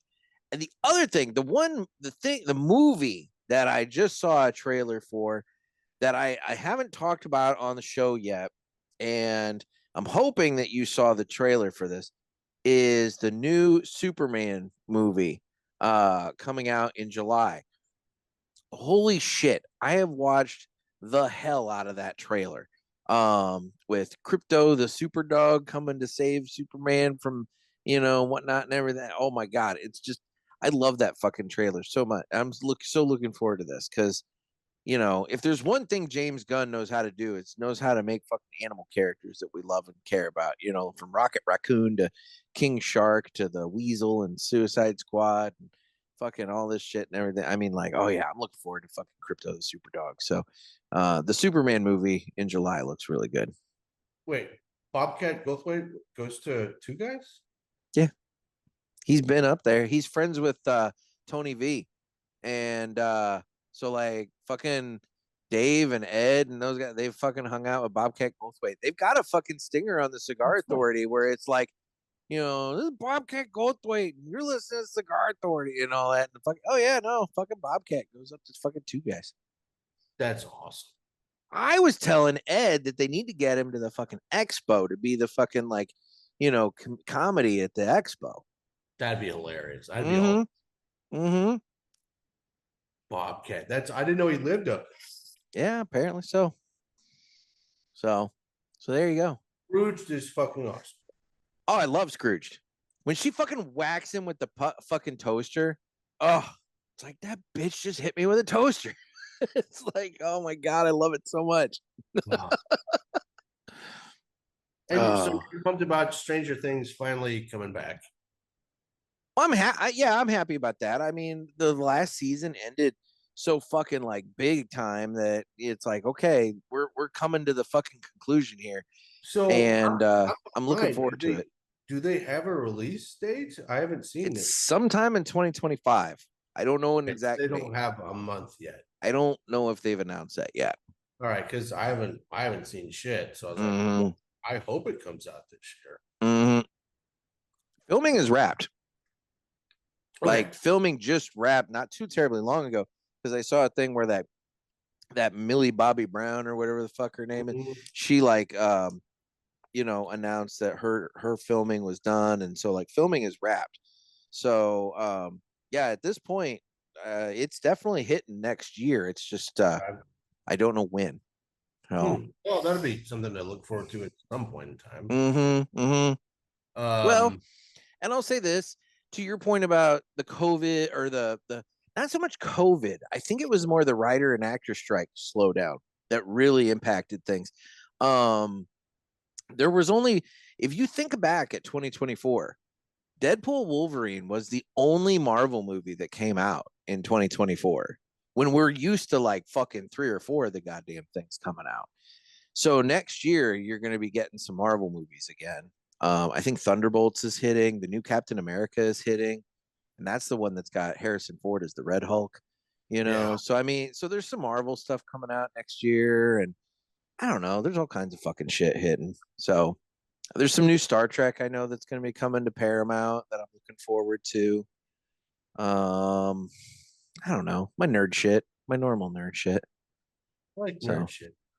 Oh, dude, there's a Star Trek thing coming out called Section 31. And basically what that is it's the very secret Black Ops organization that Starfleet has, where they go in and do all the dirty deeds that like Starfleet has to like keep off the books and disavow and everything. That looks fucking cool. But it's not out yet.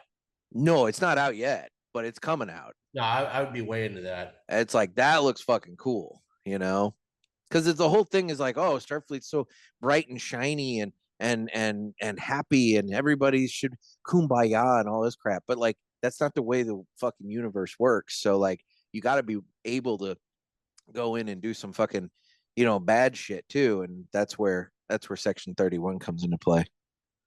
So that was good. I would love it if Westworld had their finale this year. I don't know. I haven't paid attention. I don't know if that's happening or not. I don't know. But I got way into Westworld and shit. It's been like 3 years since we've had a season. They keep saying that there's another season, but when? I don't know. Yeah. But what is out right now that I'm only 3 episodes into, and I think there's 4, maybe 5th episode this week. Okay. Landman is fucking awesome. Landman? Yeah. I don't know what that is. It's the new Taylor Sheridan show. Okay. Everything Sheridan does turns to gold. I still need to fucking catch up on Tulsa King season 2.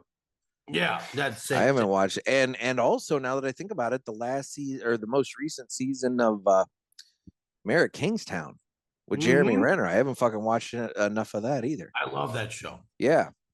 Landman's the new one, and I don't. If everybody's telling me that I'm behind a little bit, everybody's like, "No, you haven't seen shit yet." I'm like, I'm already thinking this might be the best Sheridan show out there. Really? Billy Bob Thornton is perfect for his role. Okay. But yeah, it's about the modern day oil rush in Texas, and I think they bring in the Dakotas as well.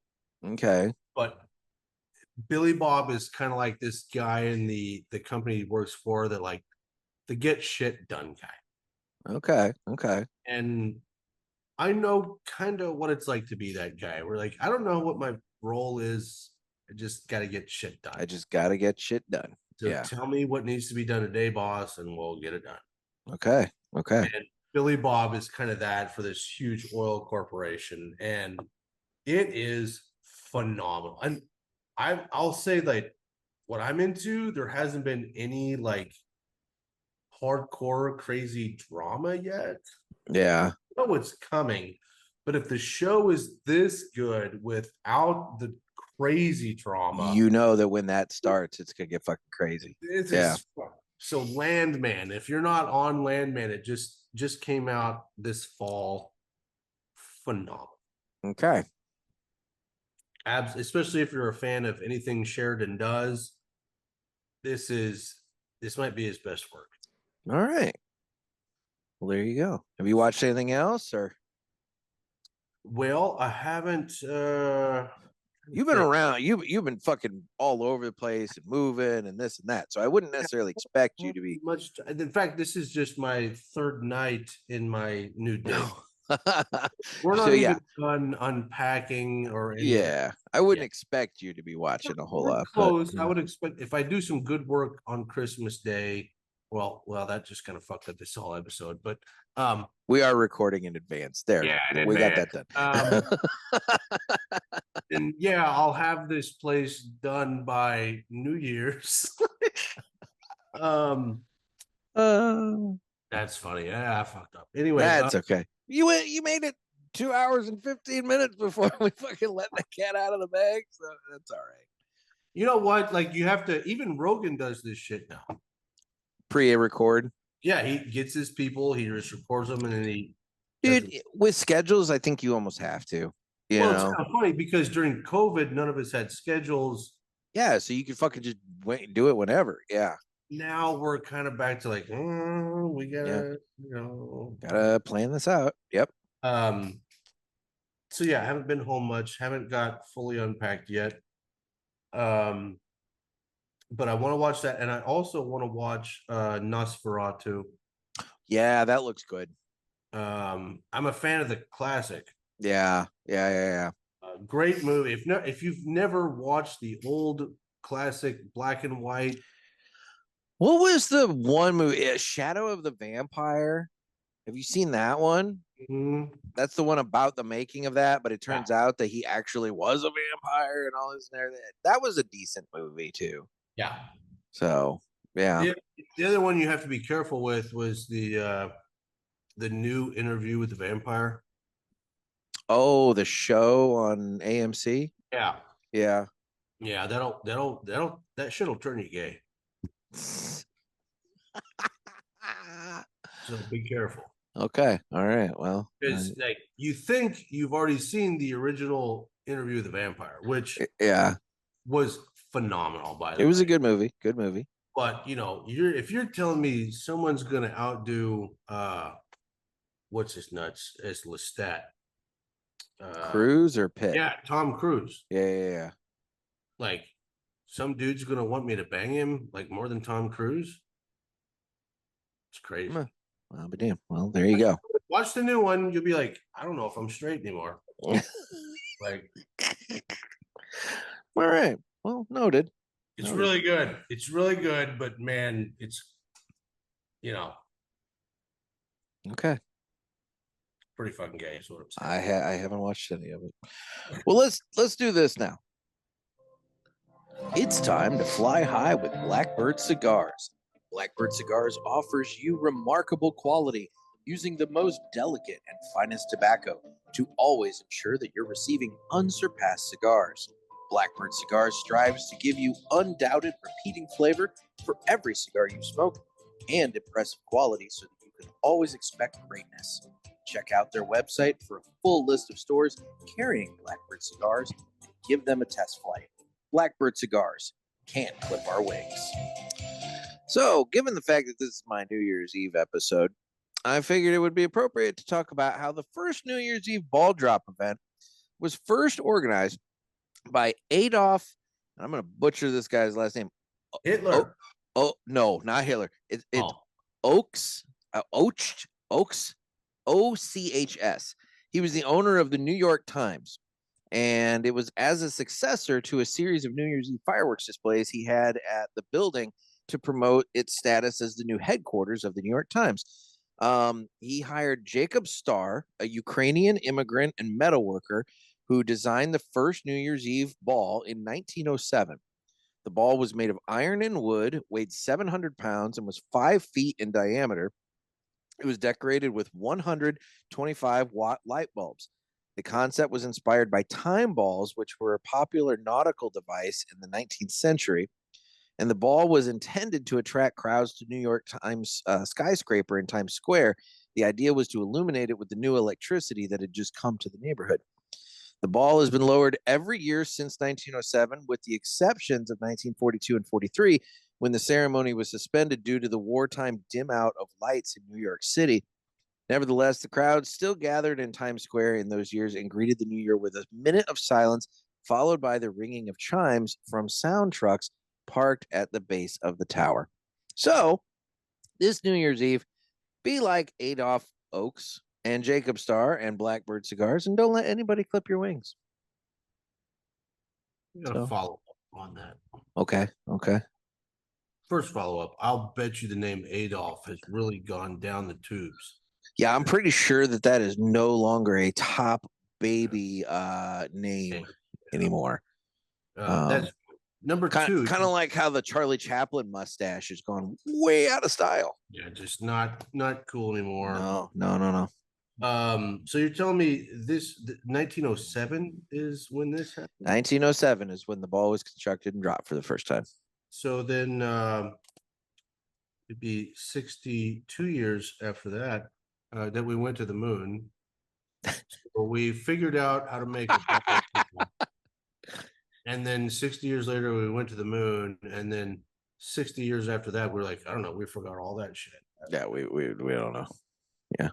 Well, there's been, I think I read, I don't remember, I didn't note this down, but there have been different iterations of the ball. I think there's been 7 or 8 different balls that have been constructed and dropped. So that's kind of shocking that that's all. Yeah. I think there'd be a new ball every year with a new. You would think so, but no, they reuse the ball. So maybe we're not as advanced as we think we are. It's possible. Or we're way more advanced than we'll ever know. Oh, well, while I would love to go down that rabbit hole with you, we've been going for 2.5 hours now, and the propane in my little heater here has just given out. And so it has gotten a lot colder all of a sudden in my garage. So whatever trials and tribulations you're going through, I assure you it's just as cold here. You're full of shit. But before we wrap this up, real quick, give a little recap of Aladino's 2024 and maybe some of the things that people can look forward to from Aladino in 2025, if you can. I like this. Yeah. This year, 2024 was, and I think anybody that listens and lives life knows, 2024 was not a normal year, and it was not an easy year for anybody in any aspect. Same thing is true in the cigar world. However, a couple of very big pins to put in our cap. The first thing that happened was at PCA when Final Third got Cigar Bar of the Year. Yeah. So that was our first victory of the year. Because they're in Aladino Lounge. Yeah. Aladino Lounge, Cigar Bar of the Year. That kind of set the tone. While a lot of companies have struggled this year, we got an award there. Sales have been great. And then I can't think of the month, but this is going back maybe 3 months. The Cigar Journal gave out their awards, and we got Innovation of the Year for Aladino Cameroon. Okay. So we got a really cool award from Cigar Journal. And then just very recently, we did win Cigar of the Year for the Fuminoche from Cigars and Spirits magazine. Awesome. So when I look back on it, like this is a challenging year for the entire industry. And in a year that was challenging, we made up ground and we won multiple awards. The name's getting out there more and more. And I'm super pumped. I'm super pumped about my new location, my new job, being involved with this family because we're on the come up. Yeah. And seeing the awards come in this year from 3 different organizations was super cool. And the momentum is just it makes me like, I have to take a step back and kind of really understand how lucky I am to be where I'm at with who I'm with and know that we're going to some really good places. So like the future is very bright for Aladino. It was a great year. We have our sights set very high on 2025 and 2026. We've already got one new product developed for 2026. Yeah. And I'm super pumped about that. That just got wrapped up this past week at our end of the year meetings in Miami. And I'm already pumped up about 2026. Like this thing that's coming out in 2026, it is mwah. Okay. We're going to hold off on it because we could put it out this year. It's ready. But 2025 is really the year of Julio. Okay. So Julio Aroa, his story's finally Justo's father. Justo's dad. His story will finally be out there. The new hand-rolled documentary, which will premiere at PCA, will be about Julio and his life story. It's also the same time we will unveil literally a cigar that's his life's work that started in 1961. Yeah. And that journey will come full circle in 2025 with the release of the cigar and the documentary. And I'm like beyond pumped about that just because just to be involved with someone, that's their magnum opus. This is like literally a person's life's work and someone who's very integral to this entire industry. And maybe a lot of people don't know how integral because they don't talk about it. The documentary will speak for itself. So 2024 had some very big milestones, even though it was a crazy year for all of us. And 2025 is like looking like a lot of fun to me. Like I'm super excited, man. I'm pumped. Awesome. Well, that's cool. And I'm looking forward to it as well. Shit, if things go the way I'm planning, I'll be able to watch that Julio documentary at fucking PCA because I'll be there. So that'll be cool. I'll be looking forward to that. So excellent.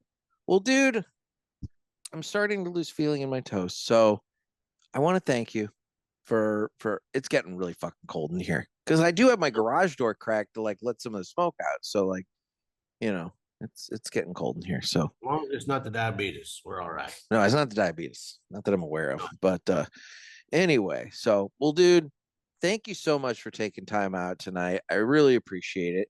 And have yourself a good new year. Thank you for having me on. It's been a little while, and I know that our shows are always like extremely long. Sorry, listeners. Whatever. People like them. I get maybe a little. Well, we haven't gone. Nah, we won't hit the 3-hour mark. We'll hit maybe 2.5, but we're not going to hit the 3-hour mark. I'll say that much. So it's better. It's better. Yeah, we're getting there, but whatever. You know what? It's like if the conversation flows and goes, then why cut it off? This is my favorite show to go on by a long shot. Oh, well, that's sweet. Yeah. We're buddies. We just get along really well. I think we see the world through similar lenses. Exactly. And we get excited about similar things. There you go. That said, like you're being a little too I don't even know how to put it. Okay, this will be interesting. You're not braggadocious enough. No. No. I am a humble guy. I'll say that much. Your show has grown tremendously from the COVID years. Yeah. It's continued where I think you and I can agree. We've seen a lot of people that got big growth during COVID, seen them disappear. Yeah. There's been a lot of disappearances, especially. I can think of a few. Yeah. Yeah. I'm gonna name any names, but no. Well, life happens. People make decisions and whatever, but you're still going strong, even though there's been a lot of changes. You're still kicking ass, and you moved into a new space, and there's new possibilities, and you're just gonna take this to another level. Indeed. And I'm very happy that we're friends and that we can do something fun every once in a while together like this. And I talk a lot, but it's because you're my boy. Well, I appreciate it. You're my friend too. I look forward to these conversations all the time, and I'm definitely looking forward to seeing you. I will see you in Vegas for TPE.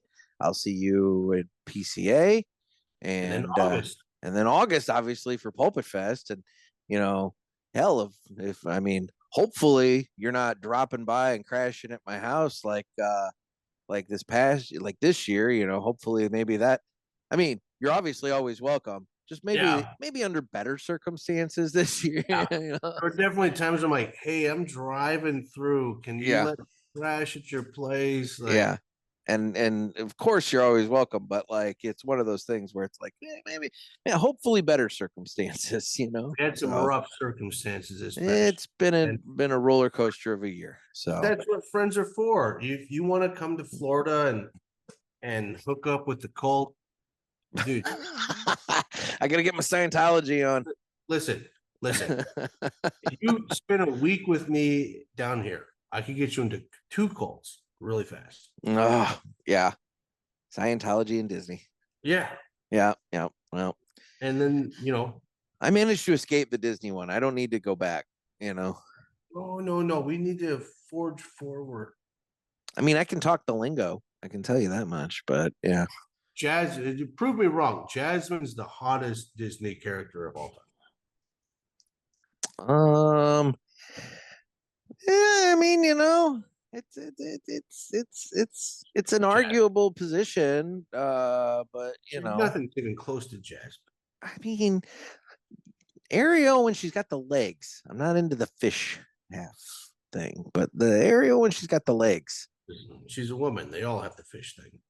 Oh, Jesus Christ. So where can people follow you, by the way? I was going to ask, where can people follow you on the socials? It's like, well, you're going to get some DMs now. Yeah, I'm going to get some DMs now. Hopefully I don't get slapped with tortilla again. So always, Trey Mac Travels on Instagram. Easiest way to hit me up. And I am, especially now that I got this dope-ass studio. Yeah. I'm gonna do more videos. I'm gonna get more involved in all that shit.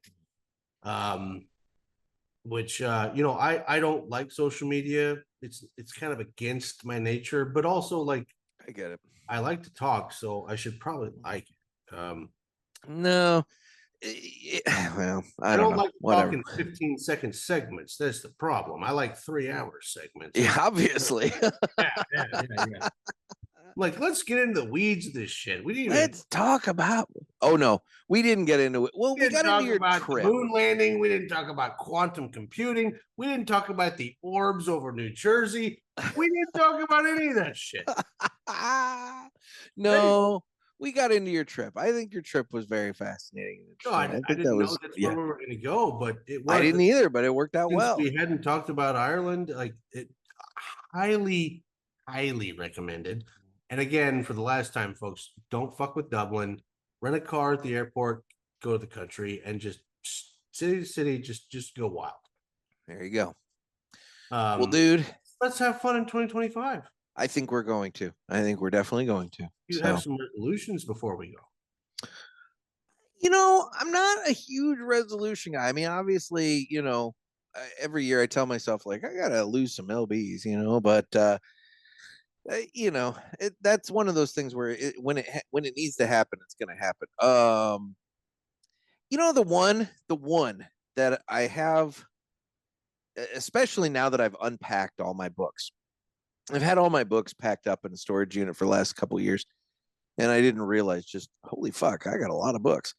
But you know, I don't read nearly as much as I would like to. I'm the guy that goes to the bookstore, I look at everything and I'm like, oh, that looks cool. I buy it and then I put it on a pile or on a shelf and I forget about it. And I need to start actually reading some of the shit that I bought. So it'd be nice. I'm gonna say that I would like to read 26 books in 2025. That's one every 2 weeks. Yeah, that's not bad. I don't think I think for me to say one a week is too ambitious because my weeks get filled up real quick between newspaper shit, podcast shit, and everything else. It's like, and then my son and all that. It's like, I think one a week is too ambitious, but one every 2 weeks I feel like is feasible. So yeah. So mark that down. So yeah. So I think if I could, you know, could shed a little bit of myself and you know, read a little bit more, I think I'd be a happy guy. I like that. Again, we should mark this down. We should, at the end of the year, this time next year, We can do that. go through and see what we accomplished and what we Well, failed. and see it. Okay, so there's another thing you're talking about. You know, marking things. So this year, and the next episode up after this one, the January 3rd episode, that's when it's going to be Nick's 2024 cigars by the numbers. And I'm going through my fucking list. I have been tracking on my phone every day since January 1st of 2024 what cigars I've smoked. And so I'm going to have a nice little spreadsheet put together. Love it. And it's going to take a little bit of time to put together, but that's all right. You know, I'll get it done. And I'm going to be able to say like, okay, this brand was my top brand. This specific, you know, blend was my top blend, you know, blah, blah. This is how many Maduros I smoked, how many Sun-Growns, how many Connecticut's, you know, blah, blah, blah, and all that shit and everything. I'm looking forward to really breaking down my smoking for the year and seeing like where I'm at and getting the total tally of number. I mean, this has been an interesting year smoking wise. July, I didn't smoke a lot in July because I was moving and doing shit and everything. And then, you know, I found that in December, I've had maybe just a couple of days of multiple cigar days. And, you know, for the most part, it's been single or maybe 2 cigar days at most, you know. Some days I haven't had any. So I definitely didn't ramp it up at the end of the year to try and like hit a benchmark. It just is what it is. So I'll be curious to see where the numbers fall. So, but to that point, in terms of a resolution, I think I'm going to continue that, but I think I'm going to find a way to build this instead of just keeping a note on my phone. I think I'm going to find a way to build a spreadsheet throughout the year, have it, you know, done a little bit better. Yeah. So, Love it. Yep. So, Okay. And you, any resolutions? 26 books, and you're going to keep a spreadsheet of cigars. Yeah. And hopefully drop a little bit of weight. Okay. Yeah. All right. I'll see that and I'll try to raise it. Oh boy. I have a new location. Yeah, you do. So it's not so bad here in Central Florida, but once I get down to Miami, there's no English. Okay. Okay. I grew up in a Mexican culture and I know un poquito of Spanish. Un poquito. Yeah. Yeah. A poquito is they would say don't say un poquito, they just say poquito. Oh, whatever. Okay. I know a poquito. I know enough to get in trouble, and I can write dirty poems. Okay. You want me to recite one? No, I mean you can, but that's no. But Muy bonita, señorita. Chupa mi verquita. Very nice. It sounds very nice, but does sound very nice, but translates knows that that's self-deprecating at best. Okay. Okay. But that that's my little Spanish haiku, I guess you can say. I need to learn more Spanish. That probably would be a good thing in the industry. Yeah, and not just learn Spanish. You have to learn how to speak Conversational Spanish. Honduran and Cuban. Yeah. Mexican, they laugh at because Mexican has a flow. Okay. In fact, like on the farm, they laughed at me and they said, "You speak sing-song Spanish." I didn't know what that meant. And I thought about it. I'm like, oh, well, Mexican does have a Flow. Yeah. a Honduran and Cuban, it's like a machine gun. So need to get better at that. Okay. Let's put that on there. Let's put. I'm going to do 80 events. Fuck. It's a lot. It's a lot. It's a lot of events. It's more than one a week. But again, you have a lot of shops concentrated in Florida there. Yeah. So I would go ahead and say like 80 is attainable. Okay. I'm gonna do 80 events in 2025. Okay. And let's 2 steps further. I'm gonna get me a Floridian girlfriend. Okay. That's 1. Okay. Now, if I knock somebody up in another state and move her here, that counts. You probably should avoid that, but whatever. Already working on it. I wrote an Oh essay. my God. This one girl was like, write an essay. Why you should be my baby daddy. I fucking wrote the essay. So, Oh my God. I'm working the angles. It's oh my God. Okay. The bachelor pad to make it happen. Finally. But then it becomes a family house, and then it's a whole thing. So like, we'll worry about that later. I'm just saying, bud. I'm just saying. We're going to the last bit. Oh, I'll match you. Okay. I'll throw out a number. This time next year, let's lose 30 pounds. In a year? Yeah. Oh, that's feasible. Well, but yeah, it's totally feasible, but you have to actually do it. You got to do it. Yeah. So I've lost 11 in the last 2 months. Okay. And that's like just not drinking and eating like shit. That'll do it. But dude, when you live life on the road, like it's hard. The drinking, like, okay, like you cannot drink like a fish, but every store you go into is going to offer you alcohol. Yeah. And some of them you've got to like not be a puss. You got to do it. But the eating like shit on the road, that's tough. No, I get it, man. I mean, I drive a lot for work and whatever. And the unfortunate fact of the matter is that, there's a lot of times where meal comes in through a car window, and it's just the way it is, and it sucks. And you do your best to try and like curb that and whatever. But no, I get it.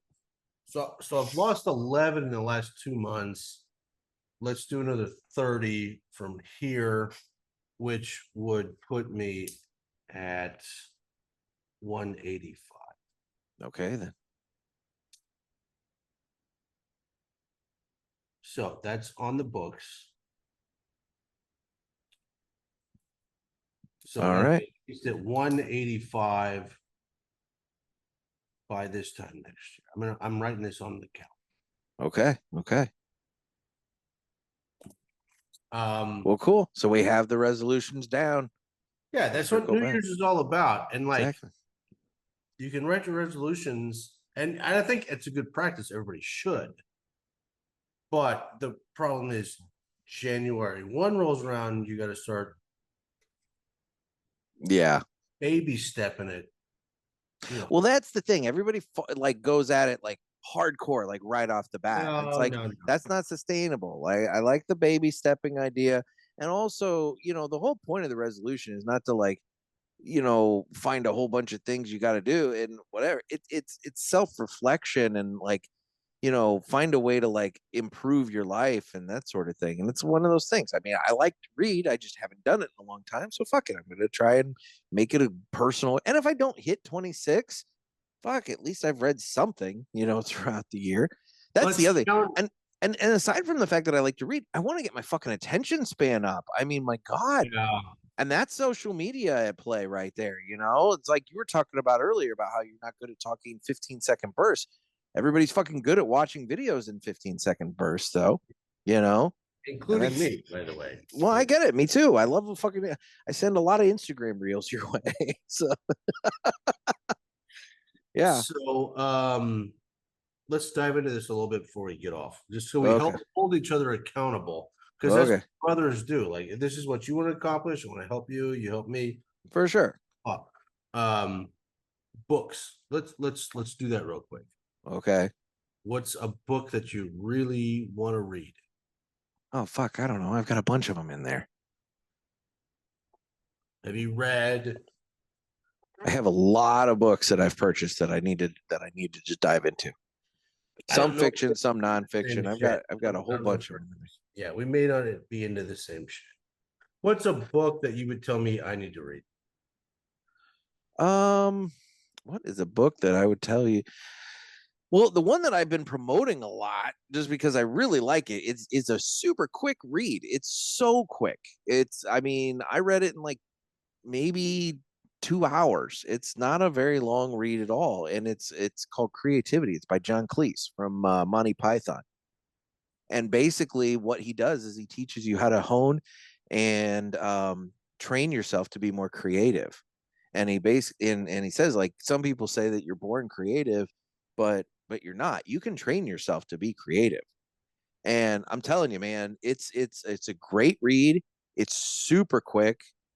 I mean, you can you can read it 4 times in a fucking day. It's like, it's not a long read, but it's good. It's good information. And the thing is, you need to read it multiple times, because the first time you read it, like, oh, okay, there's that. But then you go back and you read it again, and the concepts kind of start soaking in. I really like John Cleese. Yeah. So he's got a book called Creativity. All right. I bought it on Amazon. You can get it on Amazon. I just wrote it down. That's on my list. I will do that. You then have to read what I tell you to read. Okie dokie. Let me get my phone and I will. Okay. And again, since you did a short one, I'll do a short. Okie dokie. My favorite thing to tell people to read is Walden by Henry David Thoreau, but that's not a short one. It's not a short one. Yeah. So, no, but you gave me a short one. I'll give you a short one. You need to read The Teachings of Don Juan. Teachings. My fucking fingers are. Teachings of Don Juan by Carlos Castaneda. Yeah. Okay. Yeah, he wrote that while he was in grad school. Okay. What is it? A Yaqui? Yaqui Way of Knowledge. Way of Knowledge. Okay. Yeah. Okay. Basically, to take these drugs and find out. To what? I didn't say shit. What? I don't know. I'm like, wait, what am I doing with this? He did it for you. He's like, I was in grad school and I got in with these Native Americans and we did these drugs and I learned this. And that's what he got out of grad school. But as someone who went to grad school in his area, decided to follow some of those teachings back in the day, made me a much better human being overall. Okay. And so you don't have to, I'm not telling you to do what he says, just read the book. Okay. So I'll read Creativity. You read The Teachings of Don Juan. Well, there you go. Order placed. Nice. So it's on its fucking way. It'll be here in 3 days. Yeah, it's a quick read. So there we go. So we're holding each other accountable. There you go. Okay. I like Perfect. I didn't say it's Well- good. This is good. And it'll give us something to talk about in like July when we do a show. Like, tell me about this. Well, I tell would you hope about John Cleese. you'll be on before July. I know it. Yeah, It'll but happen. I've done it by then. Well, that's true. Well, goddamn, if you get fucking creativity, I mean, like I said, it's not going to take you long. You could you could literally sit and have lunch in between like shop visits, and you could over lunch you could bang that out in 2 days. Well, I mean, but some of those are really profound. Like, Yeah. read the book called On Bullshit. No. Very short read. Very Yeah. again, lunch. You can read it. Yeah. And this guy, he was doing his master's thesis, I believe, and he decided to do his master's thesis on the word bullshit. Like, let's really dive into what bullshit is. Okay. It's one of the greatest writings of all time. Okay. You put that on your list too. On Bullshit. On bullshit. All right. Very short read, but again, like, no, it's fucking great. Makes great sense. Just like another book that I love is the Art of Not Giving a Fuck. I've seen that one. No, I have it's seen that good. one. Like, Yeah. you make fun of it because of the name, and then you read it and you're like, Yeah. oh shit, if I just learned how to not give a fuck in this area. Mm-hmm. Okay. So On Bullshit is basically the art of not giving a fuck, just in like a tenth of the size. Okay. Okay. Great little book. All right. Look into that one as well. You can learn about what bullshit is in about 20 minutes. All right. Well, sounds good. Well, dude. Happy 2025. Yes. Happy New Year to everybody. Trey, thank you so much for taking time out tonight, dude. I love you, brother, and thanks for having me on. And again, thanks to the listeners for putting up with my 3-hour diet bullshit. I don't know how to do it less. It's okay. I It's don't okay. know how to do it. It's okay. It's entertaining. It's good. Okay. All right. So, Well, all right, dude. Well, you have a good evening and Happy New Year. Happy New Year to you as well. Watch out for those New Jersey drones. I will. I'm afraid some of that might be connected to AI, and we might be living in Skynet. So, 2025, here we go. Well, I, for one, welcome our new robot overlords. So, whatever. Especially if they have like vaginas attached to them. And on that note, I'm calling it a night. Hands free in 2023. Well, I really want to thank Trey Mac for taking time out of his day today to sit and chat with me and talk about all that. I mean, Ireland and Aladino and what's going on there and New Year's resolutions and all that. And trust me, guys, there was a lot of stuff that we had talking about tonight that we did not get into. He kind of named off some of it, but I'm sure we can get back to that on a future episode. In terms of socials, I'm available on Instagram at the Cigar Pulpit. I'm available on Facebook, where we have the Facebook Pulpit Parishioners group. You can get in on the fun there. I'm on Twitter/X, where I don't really do a whole lot, but you can check me out there if you want. I'm on Rumble. You can watch this on Rumble, and if you're not on Rumble, it's similar to YouTube, but they are not picky about cigar content. So head on over to Rumble, sign up, and subscribe to the Cigar Pulpit on there, because Lord knows if I'm going to make it through 2025 on YouTube. But for now, I am on YouTube, so you can watch this on there as well. And if you are a Spotify user and you want to watch the show instead of listen to it, I am using Spotify video, so you can watch the show on Spotify as well. Otherwise, guys, 2024 has been a great year for me. A lot of ups, a lot of downs. Generally, I would say it's been a good year. I hope to God that you all have similar thoughts about your 2024. And you know what? If 2024 sucked, there's always 2025. Hopefully it's better. And we can move on with life. So I look forward to hanging out with all of you in the new year. Coming up on the next episode, we are going to go over my cigar smoking for 2024. It's going to be my cigars by the numbers, and I'm going to break down every cigar that I smoked in 2024. I've been keeping a list, and I'm ready to talk about it. So anyway, guys, this has been another sermon from the Cigar Pulpit.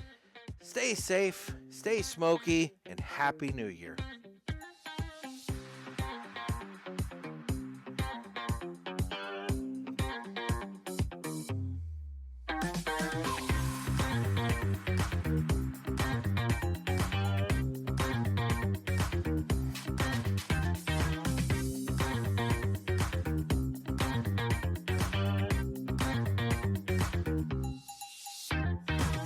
Later on, guys.